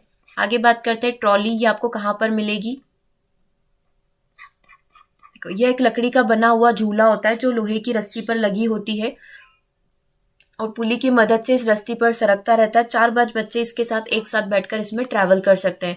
ट्रॉली से पहाड़ी इलाकों में पाया जाता है जहाँ का रास्ता वगैरह इतना सही नहीं होता है, तो वहाँ पर बच्चे जो है नदियों को क्रॉस वगैरह करने के लिए एक ट्रॉली के अंदर बैठते हैं। वो एक पूरी चेन के थ्रू चलती है, इस पर पुली लगी हुई रहती है जो इधर से उधर सकती है और उसके माध्यम से वो एक डिस्टेंस पर दूसरी डिस्टेंस पर ट्रैवल करते हैं। सीमेंट के पुल की बात करेंगे तो ये सीमेंट, ईंटों तथा लोहे के सरियों से बना हुआ रहता है। किसका? सीमेंट का पुल नॉर्मली हमें देखने को मिलता ही है हमारे आसपास के एरिया में। अब बात कर रहे हैं हम लोग वल्लम की। वल्लम केरल में नदी पार करने के लिए प्रयोग किया जाता है। वल्लम लकड़ी की बनी छोटी नाव होती है। केरल में नदी को पार करने के लिए किसका प्रयोग किया जाएगा? वल्लम का। अब आप सोचोगे वल्लम की बात कहाँ से आ गई? तो एक बच्ची है जो अपने कहीं अपने रिलेटिव के वहां पर घूमने जाती है, तो वो बताती है कि हमारे यहाँ पर तो बस वगैरह ऑटो वगैरह चलते हैं ट्रैवल करने के लिए, लेकिन केरल में जब हमें अपनी नानी के घर जाना हुआ तो हम लोग इस तरीके की नाव में बैठे जिसे सब लोग वल्लम वहां पर बोल रहे थे। लकड़ी की छोटी नाव में बैठकर उन्होंने ट्रैवल किया था। तो ये पूरा आपका एनसीईआरटी का पॉइंट। आगे बात करते हैं ऊंट गाड़ी की। तो राजस्थान में एक जगह से दूसरी जगह जाने के लिए हम लोग ऊंट गाड़ी का प्रयोग करते हैं और ऊँटों की एक खासियत होती है कि वो रेत में भी चल सकते हैं। अगला है बैलगाड़ी। मैदानी इलाकों के गांवों में अक्सर प्रयोग में लाई जाती है बैलगाड़ी। नॉर्मल इधर से उधर जाने के लिए हम लोग बैलगाड़ी का प्रयोग करते हैं। जुगाड़, ये आगे से मोटर बाइक की तरह दिखता है और पीछे से लकड़ी के फट्टों का ये बना रहता है। घने जंगलों में दिन भर अंधेरा रहता है और सन्नाटे में पक्षियों जानवरों की आवाजें सुनाई देती है। तो ये जुगाड़ से डिफरेंट है, ये पॉइंट अलग ही आपका जस्ट जुगाड़ के बारे में बताया गया है। और ये अगला पॉइंट है, अगला है बर्फ पर पैर जमाते हुए ध्यान से चलना चाहिए। ताजी बर्फ में पैर धंस जाते हैं और अगर बर्फ जमी हुई हो तो उस पर पैर फिसल भी सकते हैं। तो ये दोनों बर्फ के बारे में जानकारी हो गई कि अगर जमी हुई होगी तो पैर फिसल जाएंगे और अगर पैर ताजी बर्फ गिरी हुई है जस्ट तो उसके अंदर आपका पैर धंस जाएगा।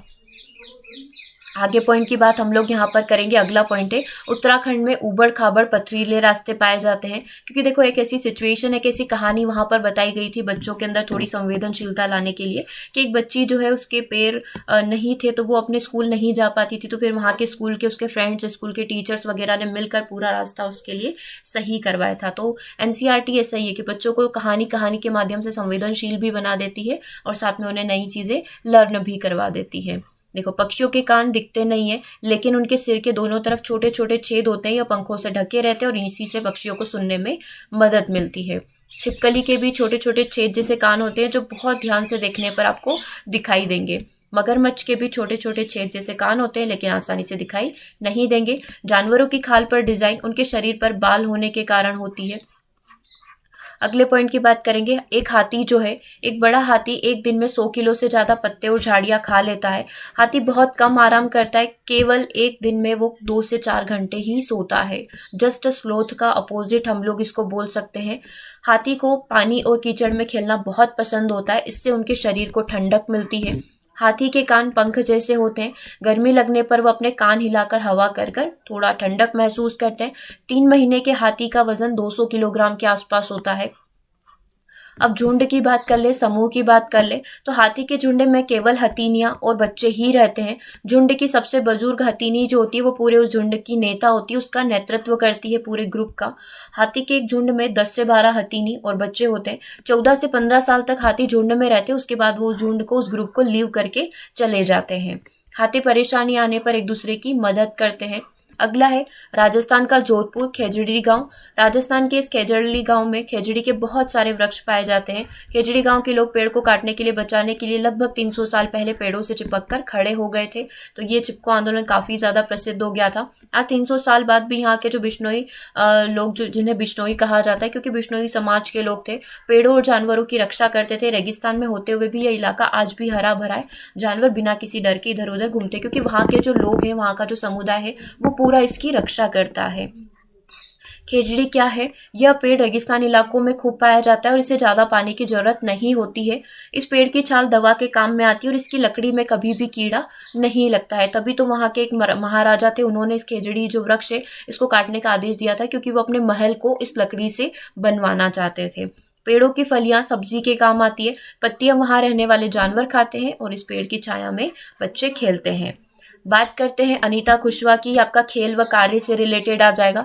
अनीता कुशवाहा चमकता सितारा है, गर्ल स्टार है। चमकते सितारे उन साधारण लड़कियों की असाधारण कहानियां हैं जिन्होंने स्कूल जाकर अपनी पूरी जिंदगी बदल दी। तो ये गर्ल स्टार के नाम से जानी जाती है। बिहार का मुजफ्फरनगर और लोचा गांव क्या है? इस इलाके में लीची के पेड़ बहुत पाए जाते हैं। लीची के फूल मधुमक्खियों को बहुत लुभाते हैं, इसलिए क्षेत्र के लोग मधुमक्खी पालन कर शहद बनाने का काम करते हैं। मधुमक्खी पालन का सरकारी कोर्स भी होता है। अक्टूबर से दिसंबर में मधुमक्खी के अंडे देने का समय होता है और मधुमक्खी पालन करने का सबसे उपयुक्त समय इसी को माना जाता है। लीची के फूल कब खिलते हैं? लीची के फूल फरवरी में खिलते हैं। सबसे ज्यादा बिहार, मुजफ्फरनगर और लोचा गांव में आपको लीची के फूल देखने को मिलेंगे। मधुमक्खियों के समूह की बात कर लेते हैं तो मधुमक्खियों के एक बक्से से लगभग 10 किलो शहद प्राप्त होता है। मधुमक्खी के छत्ते की बात करेंगे तो इस छत्ते में एक रानी मधुमक्खी होती है जो अंडे देती है।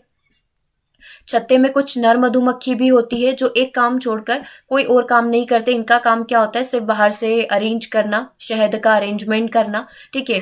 छत्ते में बहुत सारी काम करने वाली मधुमक्खियां भी होती है। यह दिन भर काम करती रहती है। शहद के फूलों का रस भी यही ढूंढती है। जब किसी मधुमक्खी को रस मिल जाता है तो वह एक तरीके का डांस, अलग प्रकार का नृत्य करती है, जिससे दूसरी मक्खियों को पता चल जाता है कि रस यहाँ पर मिल चुका है। काम करने वाली मधुमक्खियां इसी रस से शहद बनाती है और छत्ता बनाने का काम भी इन्हीं का होता है। बच्चों को पालने का काम भी इन्हीं बेचारी काम करने वाली मधुमक्खियों का होता है। रानी मक्खी केवल अंडे देती है। देखो शॉर्ट में समझ लो पूरी स्टोरी इनके साथ होती क्या है। देखो एक नर होता है, एक मादा मधुमक्खी होती है और दूसरी जो वर्कर्स बोल सकते हैं हम लोग, काम करने वाली मधुमक्खियां होती है। देखो मादा क्या करती है? सिर्फ अंडे देने का काम करती है। ठीक है। और ये इनके जनन का काम करते हैं नर। इसमें मादा मधुमक्खियां क्या होती है? जैसे ही अंडे देने का टास्क कंप्लीट होता है वो इनको मार देती है। नर मधुमक्खियां जो होती है उनको वो मार देती है और बाकी सारी जो रिमेनिंग वर्कर्स होती है, जो काम करने वाली मधुमक्खियां होती है, वो रस कलेक्ट करना, शहद बनाना, छोटी मधुमक्खियां उनकी देखभाल करना, इस तरीके से वो टास्क को परफॉर्म करती है। ठीक है। तो मादा मधुमक्खी जब क्वीन कैसे बनती है, रानी कैसे बनती है, जो दूसरों को मारकर अपना पूरा हक जता लेगी, राज करेगी, वही यहाँ पर मादा मधुमक्खी क्वीन बन जाती है। क्वीन होती है और बाकी सारी वहां पर वर्कर मधुमक्खियां होती है, काम करने वाली मधुमक्खियां होती है। ठीक है। और मादा नर को खत्म कर देती, खुद ही वो मार देती। इस तरीके की कहानी होती है इनके बीच में। अब इसके ऊपर एक दो मूवी भी बनी हुई है शायद, तो अगर आप मूवी से भी इस चीज को कनेक्ट कर पाओगे, मूवी भी है इसके ऊपर। चींटियां, दीमक और ततैया क्या होता है? ये मिलजुल कर काम करती है। इनका काम बिल्कुल बटा हुआ रहता है। रानी चींटियां अंडे देगी, सिपाही चींटियां जो है बिल का ध्यान रखेगी और काम करने वाली चींटियां भोजन ढूंढकर बिल तक लाने का कार्य परफॉर्म करती है। ठीक है। रानी चींटियां आपको वहीं अंदर ही मिलेगी। सिपाही चींटियां क्या करती है? बाहर खड़ी रहेगी, बिल का ध्यान रखेगी और काम करने वाली इधर उधर से खाना ढूंढकर बिल तक पहुंचाती है। आपने देखा होगा कभी भी बाहर नहीं खाते, हमेशा अपने बिल में जाकर सब मिल बांट कर ही खाते हैं। दीमक और ततैया भी इसी कैटेगरी में आते हैं, इसी समूह में आते हैं। डोमेस्टिक एनिमल इन्हें बोला जाता है, घर में रहने वाले जानवरों की कैटेगरी में इन्हें रखा जाता है। अब कुछ यहाँ पर राज्यों की बात कर लेते हैं। गांधीधाम, अहमदाबाद और वलसाड़ कहाँ पर स्थित है? गुजरात में स्थित है। क्यों हम लोग स्टेट के बारे में देख रहे हैं? क्योंकि यहाँ पर कुछ कहानियां बताई गई है, जैसे कि भूकंप आया था, उससे किस तरीके से पूरा गुजरात जो हिल चुका था। तो ये गांधीधाम, अहमदाबाद और वलसाड़ का नाम आता है। वलसाड़ में बहुत सारी इंडस्ट्री भी है, दवाइयों की फैक्ट्रियाँ भी है। कोझिकोड कहाँ पर स्थित है? कोझिकोड केरल में स्थित है।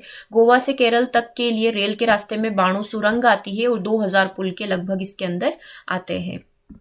मलयालम की बात करें तो मलयालम में माता जी को क्या बोला जाएगा? वलियम्मा बोला जाएगा। और जो हमारी नानी माँ होती है, माँ की माँ होती है, उन्हें हम लोग अमुम्मा बोलते हैं। आप भी बोल सकते हो, याद रहेगा। ठीक है। माँ की जो बड़ी बहन है उसे हम लोग क्या बोलेंगे? वलियम्मा। और माँ की माँ जो होती है, माँ की माँ यानी कि नानी को हम लोग क्या बोलते हैं? अमुम्मा यहाँ पर बोलते हैं। केरल में पानी को इधर से उधर ले जाने के लिए फेरी का इस्तेमाल किया जाता है। ठीक है, फेरी का प्रयोग करके हम लोग पानी को इधर से उधर लेकर जाते हैं। आंध्र प्रदेश में लोगों का एक समूह विशेष कैंप लगाता है। इस कैंप के द्वारा कम उम्र की जो शादीशुदा लड़कियां हैं उनको फिर से स्कूल भेजने में मदद की जाती है। तो ये किस राज्य की बात हो रही है? आंध्र प्रदेश की बात हो रही है। कबड्डी में किस किस शब्द का प्रयोग किया जाता है? तो कबड्डी में छेड़गुड़ू, हुतुतु, हाडूडू, छू, किट किट, कबड्डी कबड्डी आदि आवाजें निकाली जाती है। नॉर्मली हम लोग जो है एक ही सांस में हमें कबड्डी कबड्डी बोलना होता है, सिर्फ दूसरे अलग अलग लैंग्वेज में छेड़गुड़ू छेड़गुड़ू बोलते हैं। हुतुतु, हाडूडू, छू, किट किट, इस तरीके से शब्दों का प्रयोग किया जाता है। चलिए, गर्ल स्टार कर्णम मल्लेश्वरी की हम लोग यहाँ पर बात कर रहे हैं। कर्णम मल्लेश्वरी आंध्र प्रदेश की रहने वाली वेट लिफ्टर है। 130 किलोग्राम तक वजन उठा लेती है। 29 मेडल जीत चुकी हैं ये। ठीक है, और इनके पिताजी पुलिस में हवलदार थे। और अगला पॉइंट है, उत्तराखंड में पहाड़ों के बीच फूलों की घाटी स्थित है। फ्लावर वैली बोला जाता है। अगर आपसे पूछा जाए कि फ्लावर वैली कहाँ पर है, तो फ्लावर वैली हमारी उत्तराखंड में स्थित है। ठीक है, साइलेंट वैली कहाँ पर है? शांत घाटी कहाँ पर है? तो शांत घाटी हमारी स्थित है केरल में। मसालों का राज्य किसे कहा जाता है? मसालों का राज्य कहा जाता है केरल को। आगे हम लोग बात करेंगे मधुबनी की। तो बिहार में मधुबनी नाम का एक जिला है। त्योहारों और खुशी के मौकों पर वहां की दीवारों पर और आंगन में खास तरीके के चित्र बनाए जाते हैं। ये चित्र ऐसे होते हैं कि किससे बनते हैं? पीसे हुए चावल के घोल में रंग मिलाकर बनाए जाते हैं। इन रंगों को बनाने के लिए नील, हल्दी, फूल, पेड़ों के रंग आदि का इस्तेमाल किया जाता है। इन चित्रों में इंसान, जानवर, पेड़, फूल, पंछी, मछलियां आदि जीव जंतु साथ में बनाए जाते हैं। और उत्तर प्रदेश में जो है कचनार के फूलों की सब्जी बहुत खाई जाती है। मतलब फूलों की सब्जी कहाँ पर खाई जाती है? तो उत्तर प्रदेश के कचनार में खाई जाती है। और मधुबनी बिहार के मधुबनी से पड़ा है, क्योंकि मधुबनी जिले में ही बनती है इस प्रकार की पेंटिंग। तो उस पेंटिंग का नाम भी क्या रख दिया गया है? मधुबनी पेंटिंग रख दिया गया है। और किस किस से बनती है? तो नील, हल्दी, फूल, पेड़ पौधों के रंग, पेड़ों के जो रंग होते हैं उससे। और ऐसे भी बना सकते हैं कि जो पीसे हुए चावल है उसमें ही हम लोग ये सारे रंगों का प्रयोग करके इस प्रकार की डिजाइन को बनाया जाता है। क्या क्या होते हैं डिजाइन के अंदर? इंसान हो सकते हैं, जानवर हो सकते हैं, पेड़ हो सकते हैं, फूल हो सकते हैं, पंछी, मछलियां आदि बनाई जाती है। आगे हम लोग बात करेंगे अगले पॉइंट की। अब देखो, उत्तर प्रदेश में तो है कचनार के फूल, केरल में केले के फूल की सब्जी बहुत प्रसिद्ध होती है, महाराष्ट्र में सहजन के फूल के पकोड़े बनाए जाते हैं, गुलदावरी, जीनिया के रंग भी बनाए जाते हैं। इन दोनों से भी हम लोग रंग बना सकते हैं। और इन रंगों से, ये जो गुलदावरी और जीनिया है, इनसे कपड़ों को रंगा जाता है। अगला पॉइंट है, उत्तर प्रदेश का कन्नौज जिला इत्र के लिए काफी ज्यादा मशहूर है। उत्तर प्रदेश के कन्नौज जिले में फूलों से इत्र, गुलाब जल और केवड़ा तैयार किया जाता है। डेरा खाजी खान कहाँ पर स्थित है? तो डेरा खाजी खान पाकिस्तान में स्थित है, क्योंकि ये सीमा रेखा को टच करेगा, इसलिए हम लोग इसको पढ़ रहे हैं। अगला है, मिट्टी में गोबर मिलाने से मिट्टी में कीड़ा नहीं लगता है। तो ये आपसे पूछा जा सकता है कि मिट्टी में जब मिट्टी के घर बनाए जाते हैं गोबर क्यों मिलाया जाता है? तो कीड़ा नहीं लगेगा। लकड़ी को दीमक से बचाने के लिए नीम व कीकर की लकड़ियां फ्रेम पर बिछा दी जाती, जिससे लकड़ियों को दीमक ना लगे। अगला है, सोहना गांव कहाँ पर स्थित है? तो सोहना गांव हमारा हरियाणा में स्थित है। सोहना से दिल्ली जाने के रास्ते में हमें गुड़गांव मिलेगा। पानी को साफ करने का सबसे अच्छा तरीका है, पानी को हम लोग क्या करें? उबाल ले। छानने से क्या होगा? सिर्फ अशुद्धियां दूर होगी। ठीक है, उसमें से जो बैक्टीरिया वगैरह है वो खत्म नहीं होंगे, वो उबालने पर, बॉईल करने पर खत्म होंगे। बेलवनिका गांव कहाँ पर है? बेलवनिका गांव जो है हमारा कर्नाटक में स्थित है। जुलाई के महीने में प्याज को उगाने का काम शुरू हो जाता है। खूंटी की मदद से खेत की मिट्टी को नरम किया जाता है। ये खूंटी होती है ना, इस तरीके का यंत्र होता है जिससे हम लोग खेत की मिट्टी को क्या करते हैं? ऐसे उड़ेलते हैं, मिट्टी को हम लोग नरम कर देते हैं। ठीक है, ताकि हम लोग जब पानी डालें, खाद दे, बीज डालें तो आसानी से वो हो जाए, कोई परेशानी वहां पर ना हो। कर्नाटक में हल को क्या बोला जाता है? कर्नाटक में हल को कुरीगे के नाम से बोला जाता है। कुछ पौधे बिना बोए खेतों में उग आते हैं, जिसे हम लोग खरपतवार, वीड बोलते हैं।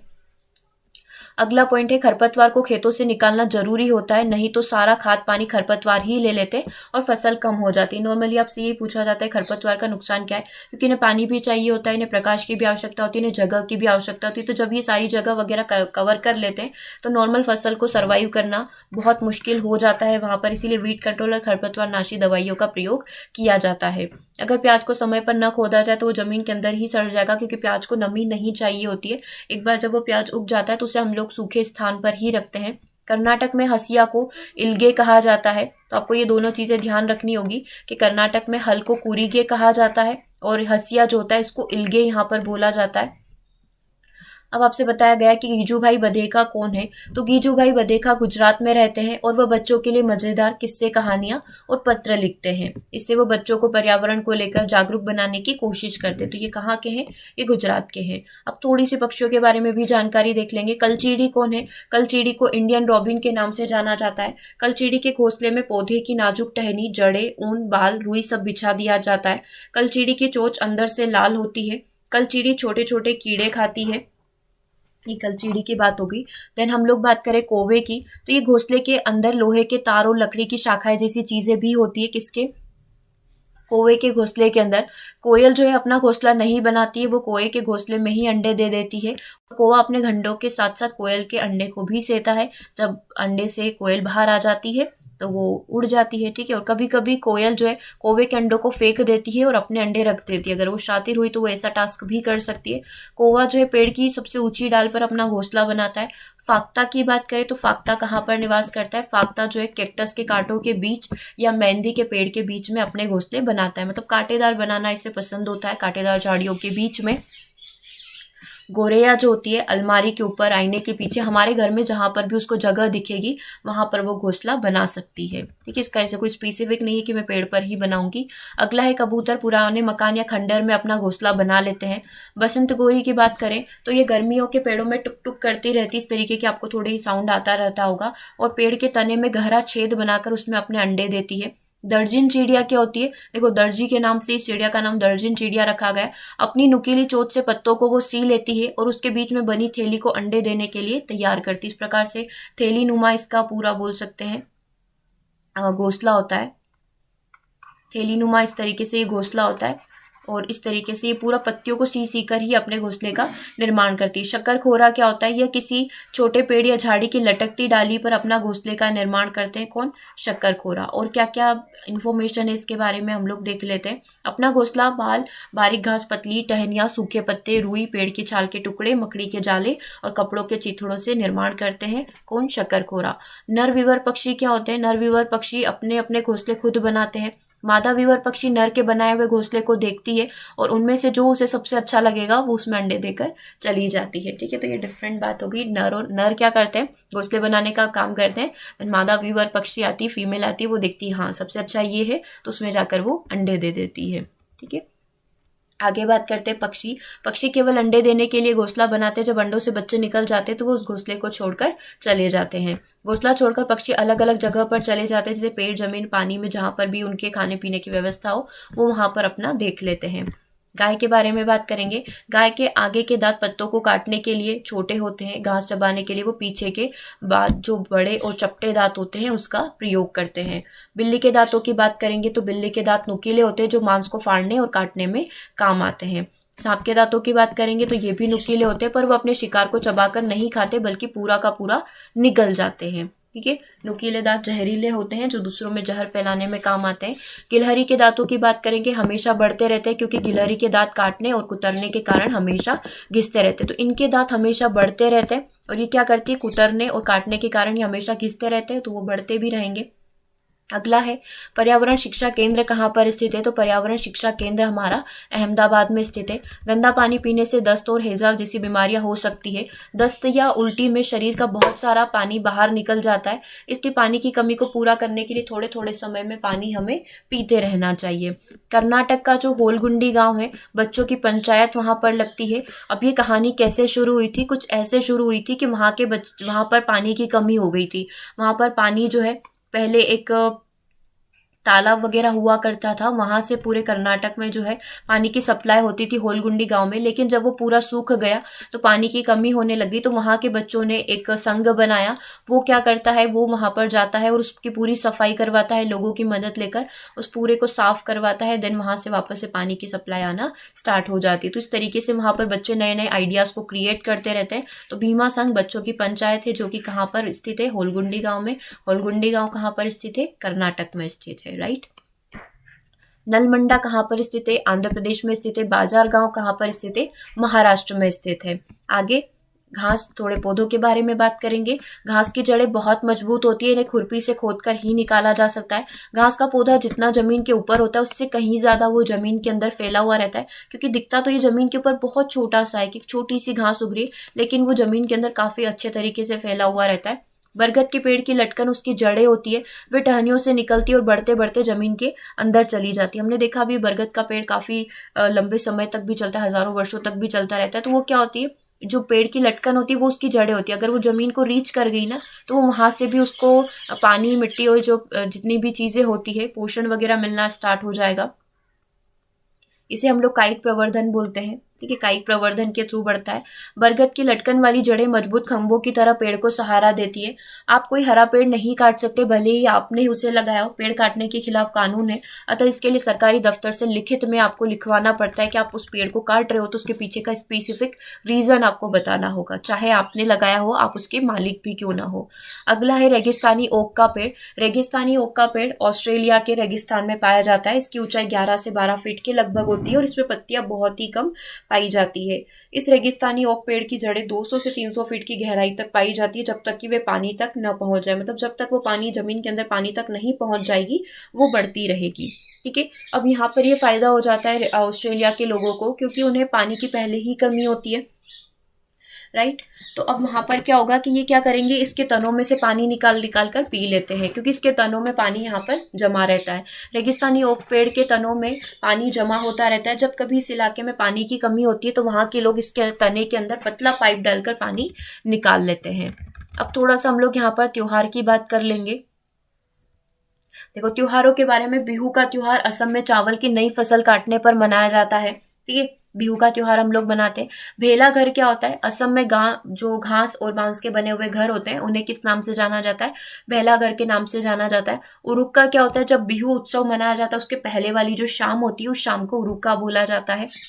बोरा व चेवा क्या है, बोरा व चेवा चावल के दो प्रकार है, जो पकने के बाद चिपचिपे हो जाते हैं और इसे कहाँ पर खाया जाता है, असम में खाया जाता है। तो ये चावल की एक हम लोग प्रजाति से बोल सकते हैं। कौन कौन सी प्रजाति है, बोरा व चेवा करके, ठीक है। क्या होते हैं, ये पकने के बाद चिपचिपे हो जाते हैं और असम में इसे खाया जाता है। अब ये जो चेवा चावल होते हैं ना, इसे कढ़ाई में आग में रखकर उसमें पानी उबालेंगे और भीगे हुए चावल से भरी हुई कढ़ाई जो रहेगी इस पर रख देंगे तथा उसके केलों के पत्तों से ढक दिया जाता है और थोड़ी देर बाद चावल जो है, चेवा चावल जो है, खाने के लिए तैयार हो जाता है। तो किस तरीके से बनाया जाता है, ताव यानी कि जो कढ़ाई होती है उसे आग में रखकर पानी से पहले उसको उबाल लेंगे, पानी उबाल लेंगे, उसके अंदर पानी को बॉईल कर लेंगे, फिर उसके ऊपर हम लोग चावल रख देंगे, उसको केलों के पत्तों से ढक देंगे और थोड़ी देर बाद चावल यहाँ पर रेडी हो जाता है। असम में चाय के साथ साथ पीठा खाने को दिया जाता है। पीठा क्या होता है, एक प्रकार का बना हुआ केक होता है जो भारत के असम, उड़ीसा, पश्चिम बंगाल में खाया जाता है।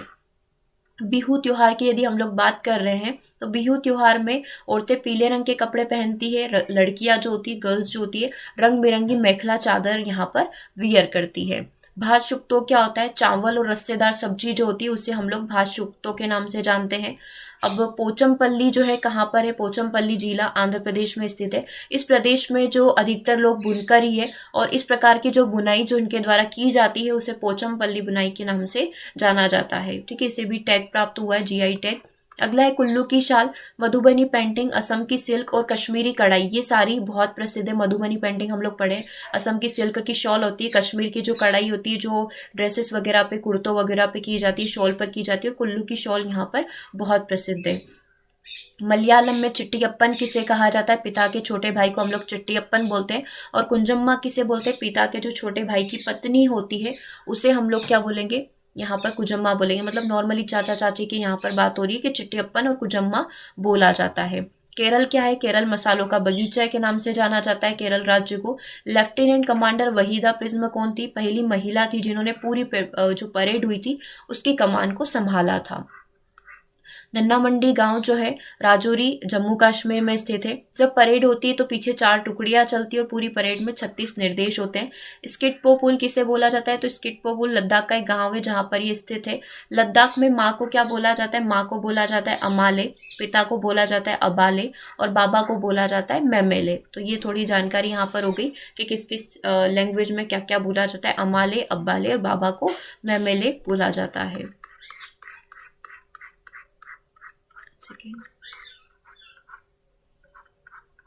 चलिए अब थोड़ा सा हम लोग यहाँ पर भोजन की बात कर लेंगे। तने के रूप में प्राप्त किन सब्जियों को हम लोग भोजन के रूप में प्रयोग करते हैं? तो आलू, अरबी, प्याज को हम लोग भोजन के रूप में प्रयोग करते हैं। इसका क्या खाते हैं हम लोग? तना खाते हैं। जंतु भोजन के लिए किस पर आश्रित होते हैं? तो जंतु भोजन के लिए उत्पादक एवं उपभोक्ता दोनों पर आश्रित होते हैं। मनुष्य को सर्वाहारी क्यों कहा जाता है? क्योंकि वो पौधे और जीव दोनों के उत्पादक को खाता है, तो ये सर्वाहारी की श्रेणी में आ जाएगा, शाकाहारी भी और मांसाहारी भी। तिलचट्टे को उसके खाद्य पदार्थों के आधार पर किस श्रेणी में रखा जाता है? तो तिलचट्टा सर्वाहारी की श्रेणी में आता है, वो भी मनुष्यों की तरह ही होता है। अगला पॉइंट है मृतजीवी जीवों को मृतजीवी क्यों कहा जाता है? क्योंकि ये मरे हुए जीवों को खाते हैं, इसलिए इन्हें मृतजीवी कहा जाता है। अपघटक कहा जाता है। 1 सेकेंड।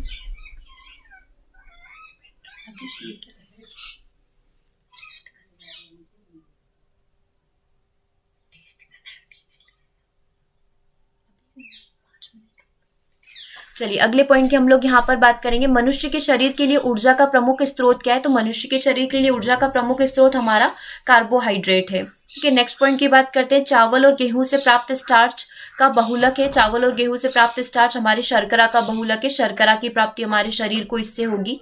विटामिन ऐसे पदार्थ होते हैं जो क्या करते हैं? हीनताजन्य रोगों से बचाव के लिए थोड़ी मात्रा में आवश्यक होते हैं। मतलब हमारे शरीर में विटामिन का होना भी आवश्यक है, जिससे हम लोग क्या कर सके? रोगों से लड़ सके। ठीक है, रोगों से हमारे शरीर की रक्षा हो सके। दूध का उत्पादों में क्या क्या पाया जाता है? तो दूध के जो उत्पाद होते हैं उसमें क्या क्या चीजें पाई जाएगी? वसा पाया जाता है, कैल्शियम पाया जाता है, फास्फोरस पाया जाता है। हमारे शरीर के द्वारा किन विटामिनों का संश्लेषण किया जाता है? तो हमारे शरीर के द्वारा विटामिन डी एंड विटामिन के का संश्लेषण किया जाता है। विटामिन शब्द की प्रस्ताव किसने दिया था? विटामिन शब्द किसने दिया था? तो फंक के द्वारा दिया गया था विटामिन शब्द को। सेब, संतरा, अनार और केले को खाने के पश्चात संतरे का स्वाद सभी से भिन्न था, क्योंकि संतरे में क्या पाया जाता है? संतरे में पाया जाता है विटामिन सी। अगला है मछली का तेल व सूर्य का प्रकाश दांतों और हड्डियों को मजबूत बनाने वाले कौन से विटामिन का प्रमुख कारक है? मछली का तेल सूर्य का प्रकाश दांतों और हड्डियों को मजबूत बनाता है, तो इसमें पाया जाता है हमारा विटामिन डी। चावल को पॉलिश करने पर कौन से विटामिन नष्ट हो जाते हैं? तो चावल को पॉलिश किया जाता है, जब चावल को धोया जाता है तो उसमें से विटामिन जो हमारा थाइमिन होता है वो खत्म हो जाता है। लीवर में भविष्य के लिए कौन सा विटामिन यहाँ पर भंडारित रहता है? तो लीवर में भविष्य के लिए विटामिन ए भंडारित रहता है। दालों में किसकी अधिकता होती है? तो दालों में पाई जाती है प्रोटीन की अधिकता। फलों का सेवन किन अवयवों की प्राप्ति के लिए किया जाता है? हम लोग फल क्यों खाते हैं? क्योंकि इससे हमें विटामिन की प्राप्ति होती है। संतुलित आहार में प्रोटीन युक्त पदार्थों का होना आवश्यक है, क्योंकि यह शारीरिक अवयवों के निर्माण में हमारी सहायता करता है। निम्नलिखित में से कौन सा विटामिन का कार्य है? तो विटामिन शरीर में कार्बोहाइड्रेट, प्रोटीन और वसा का गठन करता है। संतुलित आहार में प्रोटीन युक्त पदार्थों का होना आवश्यक है, क्योंकि ये क्या करते हैं? शरीर में स्फूर्ति को बनाए रखते हैं। हम लोगों ने प्रोटीन देख लिया, स्फूर्ति को बनाए रखेंगे। विटामिन हमारी शरीर से रोगों से लड़ने में मदद करेंगे और कार्बोहाइड्रेट शरीर को स्फूर्ति प्रदान करेंगे। ठीक है, कार्बोहाइड्रेट का होना बहुत आवश्यक है। मिड डे मील की शुरुआत 1995 में की गई थी। भोजन पकाने की सर्वोत्तम विधि, आप उसे भाप में पकाकर भी भोजन बना सकते हैं। उबालने से भोजन सुपाच्य होता है, परंतु वह सुरक्षित नहीं रहता है। भोजन पकाने का एक ढंग भुनने के रूप में विकसित किया जाता है, तो एक सेक भी सकते हैं हम लोग यहाँ पर। ठीक है, भुनने के रूप में हम लोग उसको सेक सकते हैं, भून सकते हैं। 10% का नियम किसके द्वारा दिया गया था कि ऊर्जा जो है एक कैटेगरी से दूसरी कैटेगरी में जाती है तो केवल 10% ही स्थानांतरण होता है? लिंडमैन के द्वारा दिया गया। शहद में क्या क्या पाए जाते हैं? शहद में पाए जाते हैं हमारे शर्करा और एंजाइम। बिहार के निवासियों का मुख्य भोजन क्या है? तो बिहार के निवासियों का मुख्य भोजन चावल है। ठीक है, उड़ीसा के कालाहांडी जिले में चावल का उत्पादन बहुत अधिक होता है। प्रोटीन का सर्वोत्कृष्ट स्रोत क्या है? तो प्रोटीन का सर्वोत्कृष्ट स्रोत हमारा सोयाबीन है। ऊर्जा का पिरामिड कैसा होता है? तो ऊर्जा का पिरामिड सीधा भी बनता है, ठीक है, और उल्टा भी बनता है। लेकिन हम लोग जल की बात करेंगे कि जलीय जो पारिस्थितिकी है उसमें ऊर्जा का पिरामिड कैसे बनता है? तो जलीय पारिस्थितिकी में ऊर्जा का पिरामिड उल्टा बनता है। एक पोषण स्तर से दूसरे पोषण स्तर पर ऊर्जा का कितना भाग स्थानांतरित होता है, तो 10% भाग स्थानांतरित होता है। निम्नलिखित में से किस वर्ग में प्रोटीन की प्रचुरता होती है, तो सोयाबीन, चना और मक्का, इनमें प्रोटीन प्रचुर मात्रा में पाया जाता है। भिंडी में क्या पाया जाता है, विटामिन ए, सी, फास्फोरस पाया जाता है। पके हुए चावल रेफ्रिजरेटर में अपेक्षाकृत लंबे समय तक परिरक्षित होते हैं, सुरक्षित होते हैं, क्योंकि रेफ्रिजरेटर में कुछ ऐसे रसायन पाए जाते हैं जो रोगाणु जो होते हैं उनको क्या कर देते हैं, नष्ट कर देते हैं या कुछ समय के लिए पैदा नहीं होने देते हैं।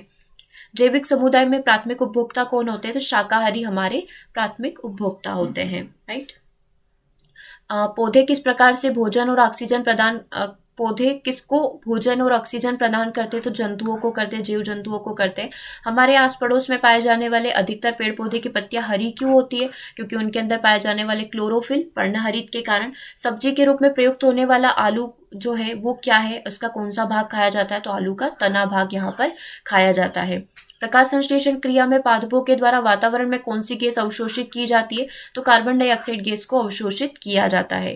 कीटभक्षी पादप जिस मृदा पर उगते हैं उनमें कौन सा तत्व नहीं पाया जाता है, तो जिस मृदा पर उगते हैं उसमें नाइट्रोजन तत्व नहीं पाया जाता है। भारत में फलों के अंतर्गत सर्वाधिक क्षेत्र किसका है, तो आम का सर्वाधिक क्षेत्र पाया जाएगा। कुनेन नामक दवा जो है किस वृक्ष से प्राप्त की जाती है, तो सिंकोना प्लांट से कुनेन नामक दवा प्राप्त की जाती है जो मलेरिया के उपचार में काम आती है। बीटी कपास क्या है, एक ट्रांसजेनिक पौधा है, कपास का ही एक पौधा है, ठीक है, मानव निर्मित आप इसे बोल सकते हैं। कली का छोटा भाग छोटी पत्ती की भांति दिखाई देता है, वह कहलाता है उसका बाह्यदल या फिर बाह्यपुंज हम लोग उसको बोलते हैं। इसमें से कौन सी जड़ें खाई जाती है, तो गाजर, मूली और शकरकंद, इनकी जड़ों का हम लोग सेवन करते हैं। आपसे यही पूछा जाएगा कि किसका शल्क खाया जाता है, किसका तना खाया जाता है, किसकी जड़ों का सेवन किया जाता है। अगला पॉइंट है, इसके पौधे में पत्तियां हैं जिन्हें सब्जी की तरह प्रयोग में लाया जाता है। इसके बीजों से तेल प्राप्त किया जाता है, तो ऐसा कौन सा पौधा हो सकता है जिसकी पत्तियां हैं, सब्जी की तरह आप इसको प्रयोग में लाते हैं और इसके बीजों से तेल भी निकल सकता है। आंसर आपका हो जाएगा सरसों। पौधों में जल का अधिग्रहण किसके द्वारा होता है, तो पौधों में जल का अधिग्रहण जाइलम के द्वारा होता है। नेपेंथिस एक पौधा है जो मेंढक, कीड़े मकोड़े और चूहे जैसे छोटे छोटे जीवों के अंदर फंसाकर उन्हें खा जाता है। यह भारत में कहाँ पर पाया जाएगा, मेघालय में पाया जाएगा। ऐसे इंडोनेशिया में भी ये भारत के बाहर पाया जाता है। अगला पॉइंट है, पंखुड़ियों के अंदर फूल के बीच में कुछ पतली पाउडर जैसी रचनाएं होती है, उसे हम लोग क्या बोलते हैं, उसे हम लोग परागकण बोलते हैं। प्रकाश संश्लेषण की क्रिया में हरे पौधे द्वारा बाहर निकलने वाली गैस कौन सी होगी, ऑक्सीजन होगी। CO2 को वो ग्रहण करते हैं। पौधों में अर्धसूत्री विभाजन किसके द्वारा होता है, तो पौधों में अर्धसूत्री विभाजन परागकणों के द्वारा होता है। अगला पॉइंट आपकी स्क्रीन पर है, रेगिस्तानी ओक एक पेड़ का नाम है जिसकी जड़ें उसके जमीन में भीतर तक जाती है जब तक कि वो पानी तक ना पहुंच जाए। इस पेड़ों की जड़ों की गहराई पेड़ की ऊंचाई की लगभग 30 गुना होती है। यह पेड़ कहाँ पर पाया जाएगा, रेगिस्तानी ओक ऑस्ट्रेलिया में देखने को मिलेगा। कौन सा जानवर पहले अपने एक तरफ के दोनों पैर आगे बढ़ाता है और फिर अपने दूसरी तरफ के दोनों पैरों को, मतलब एक एक करके दोनों पैरों को एक साथ आगे बढ़ाता है, कौन है वो, जिराफ है। हमारे आसपास में पाए जाने वाले निम्न जानवरों में से किस जानवर का प्रयोग मनोरंजन के लिए किया जाता है, बंदर का प्रयोग किया जाता है, बंदर नाच भी होता है। अगला पॉइंट है, सूरज के पास एक पालतू गाय है, उसके अध्यापक गाय को स्तनधारी जंतु बताया है। स्तनधारी जंतु क्यों बोला है, क्योंकि वह बच्चा देती है, राइट। पशुओं को किसी विशिष्ट उद्देश्य के लिए रखना व पालन पोषण करना क्या कहलाता है, तो विशिष्ट उद्देश्य के लिए रखना और पालन पोषण करना पशुपालन की श्रेणी में हमारा आता है। जंतुओं का वर्गीकरण उनके पोषण के आवास पर हम लोग कर सकते हैं, ठीक है। शाकाहारी मांसाहारी का पूरा पोषण हो सकता है, आवास वो कहाँ पर निवास करते हैं और उनकी शारीरिक बनावट, उनकी स्ट्रक्चर, उनकी रचना के आधार पर भी कर सकते हैं। रात में जागने वाले जानवर हर चीज किस रंग में देखते हैं, तो केवल सफेद और काला ही रंग उन्हें दिखाई देता है। कौन पक्षी पेड़ की ऊंची डाल पर अपना घोंसला बनाता है, और यह पक्षी कौन हो सकता है, कौवा ही होगा। टैडपोल किसके जीवन की प्रारंभिक अवस्था है, तो टैडपोल हमारे मेंढक के जीवन की प्रारंभिक अवस्था हम लोग बोल सकते हैं, ठीक है। जो मेंढक का जो जीवन स्टार्ट होता है वो सबसे पहली स्टेज उसकी टैडपोल स्टेज ही होती है, जब वो छोटा सा बिल्कुल उसका जब जन्म होता है तो इस तरीके का वो होता है। आगे बात हम लोग करेंगे, भैंस की पीठ पर अक्सर बगुला पक्षी बैठा हुआ दिखाई देता है, ऐसा क्यों होता है, क्योंकि बगुला क्या है, भैंस की पीठ पर बैठकर जो परजीवी कीट होते हैं जो भैंस की स्किन पर लगे हुए रहते हैं उनको वो खा लेता है, तो बगुला हमारा यहाँ पर परजीवी का हनन करता है। अगला है इनकी 1859 की पुस्तक on the origin of species में इनके प्राकृतिक चयन संबंधी शोध का विवरण किया गया है। यह उद्भव जीव विज्ञान के मील का पत्थर। इस पुस्तक के रचयिता कौन है? तो चार्ल्स डार्विन के द्वारा the origin of species book लिखी गई थी। प्रकृति से रिलेटेड और जीव विज्ञान में बहुत सारी इन्फॉर्मेशन हम लोगों को इस बुक के माध्यम से मिलती है, तो चार्ल्स डार्विन लिखे थे इस बुक को। अगला है जब एक जीव लाभ लेता है बिना दूसरे सहजीवी को प्रभावित किए तो यह चीजें क्या कहलाती है? यह चीजें कहलाती है सहभोजी। मतलब एक जीव का अपना काम हो रहा है और दूसरे जीव को उससे कोई भी प्रभाव नहीं पड़ रहा है कि वो उस पर डिपेंड है, तो ये सहभोजी कहलाते हैं। बिहार के गांवों में बहुत से किसान अतिरिक्त धन कमाने के लिए मधुमक्खी पालकर शहद को एकत्रित करने का कार्य करते हैं। मधुमक्खी पालन करने का सबसे अच्छा समय अक्टूबर से दिसंबर का होता है। निम्न पंछियों में से कौन काफी हद तक अपनी गर्दन को पीछे तक घुमा सकता है? तो उल्लू काफी हद तक अपनी गर्दन को पीछे तक घुमा सकता है। कुछ पक्षी हमारी तुलना में 4 गुना अधिक दूरी तक देख सकते हैं। चील, बाज और गिद्ध वो पक्षी है 6 गुना अधिक में आपको आंसर बाघ करना। नियम की तो 10% नियम के अनुसार जीवाणु के किसी पोषण स्तर में आई जाने वाली ऊर्जा केवल 10% ही उच्चतर पोषण स्तर तक ट्रांसफर होती है, स्थानांतरित होती है। मान लो कोई भी जीव है, उसका केवल उसकी एनर्जी का केवल 10% भाग दूसरे जीव में उच्चतर पोषण स्तर में जाएगा, ठीक है, और उसका केवल 10% भाग अगले पोषण स्तर में जाता है। किसके द्वारा ये नियम दिया गया था? लिंडमैन के द्वारा इस नियम को दिया गया था। थोड़ा और आप इसके बारे में देख सकते हैं। 10% का अर्थ है कि जब एक पारिस्थितिकी तंत्र में ऊर्जा का एक ट्रॉपिक स्तर से अगले तक पारित होता है तो ऊर्जा का केवल 10% भाग ही पारित किया जाता है। एक ट्रॉपिक स्तर खाद्य श्रृंखला ऊर्जा पिरामिड में जीव की स्थिति को यहाँ पर प्रदर्शित करता है। तो ये 10% ऊर्जा का नियम हम लोगों का यहाँ पर कंप्लीट होता है। ओके, तो आज के सेशन में एनसीईआरटी का इंपॉर्टेंट भाग जो भी पूछे जा सकते थे, चाहे वो प्लांट से रिलेटेड हो, एनिमल से रिलेटेड हो, हाउस घरों से रिलेटेड यानी कि आवास से रिलेटेड हो, जितने भी इंपॉर्टेंट पॉइंट थे उन सारे पॉइंट को हम लोगों ने यहाँ पर डिस्कस कर लिया है। इससे रिलेटेड कुछ थोड़े पॉइंट और बचे हैं, होगा तो हम लोग उसको नेक्स्ट क्लास में कंप्लीट कर लेंगे। ओके, सेशन कैसा लगा कमेंट करके ज़रूर बताइएगा। ज़्यादा से ज़्यादा आप इसे शेयर करें ताकि जिनका भी अभी एग्जाम है वो ज़्यादा से ज़्यादा इस चीज़ को पढ़ पाए और कम समय में ऑलमोस्ट सारी चीज़ें उनकी कवर हो जाए। Okay, thank you for watching.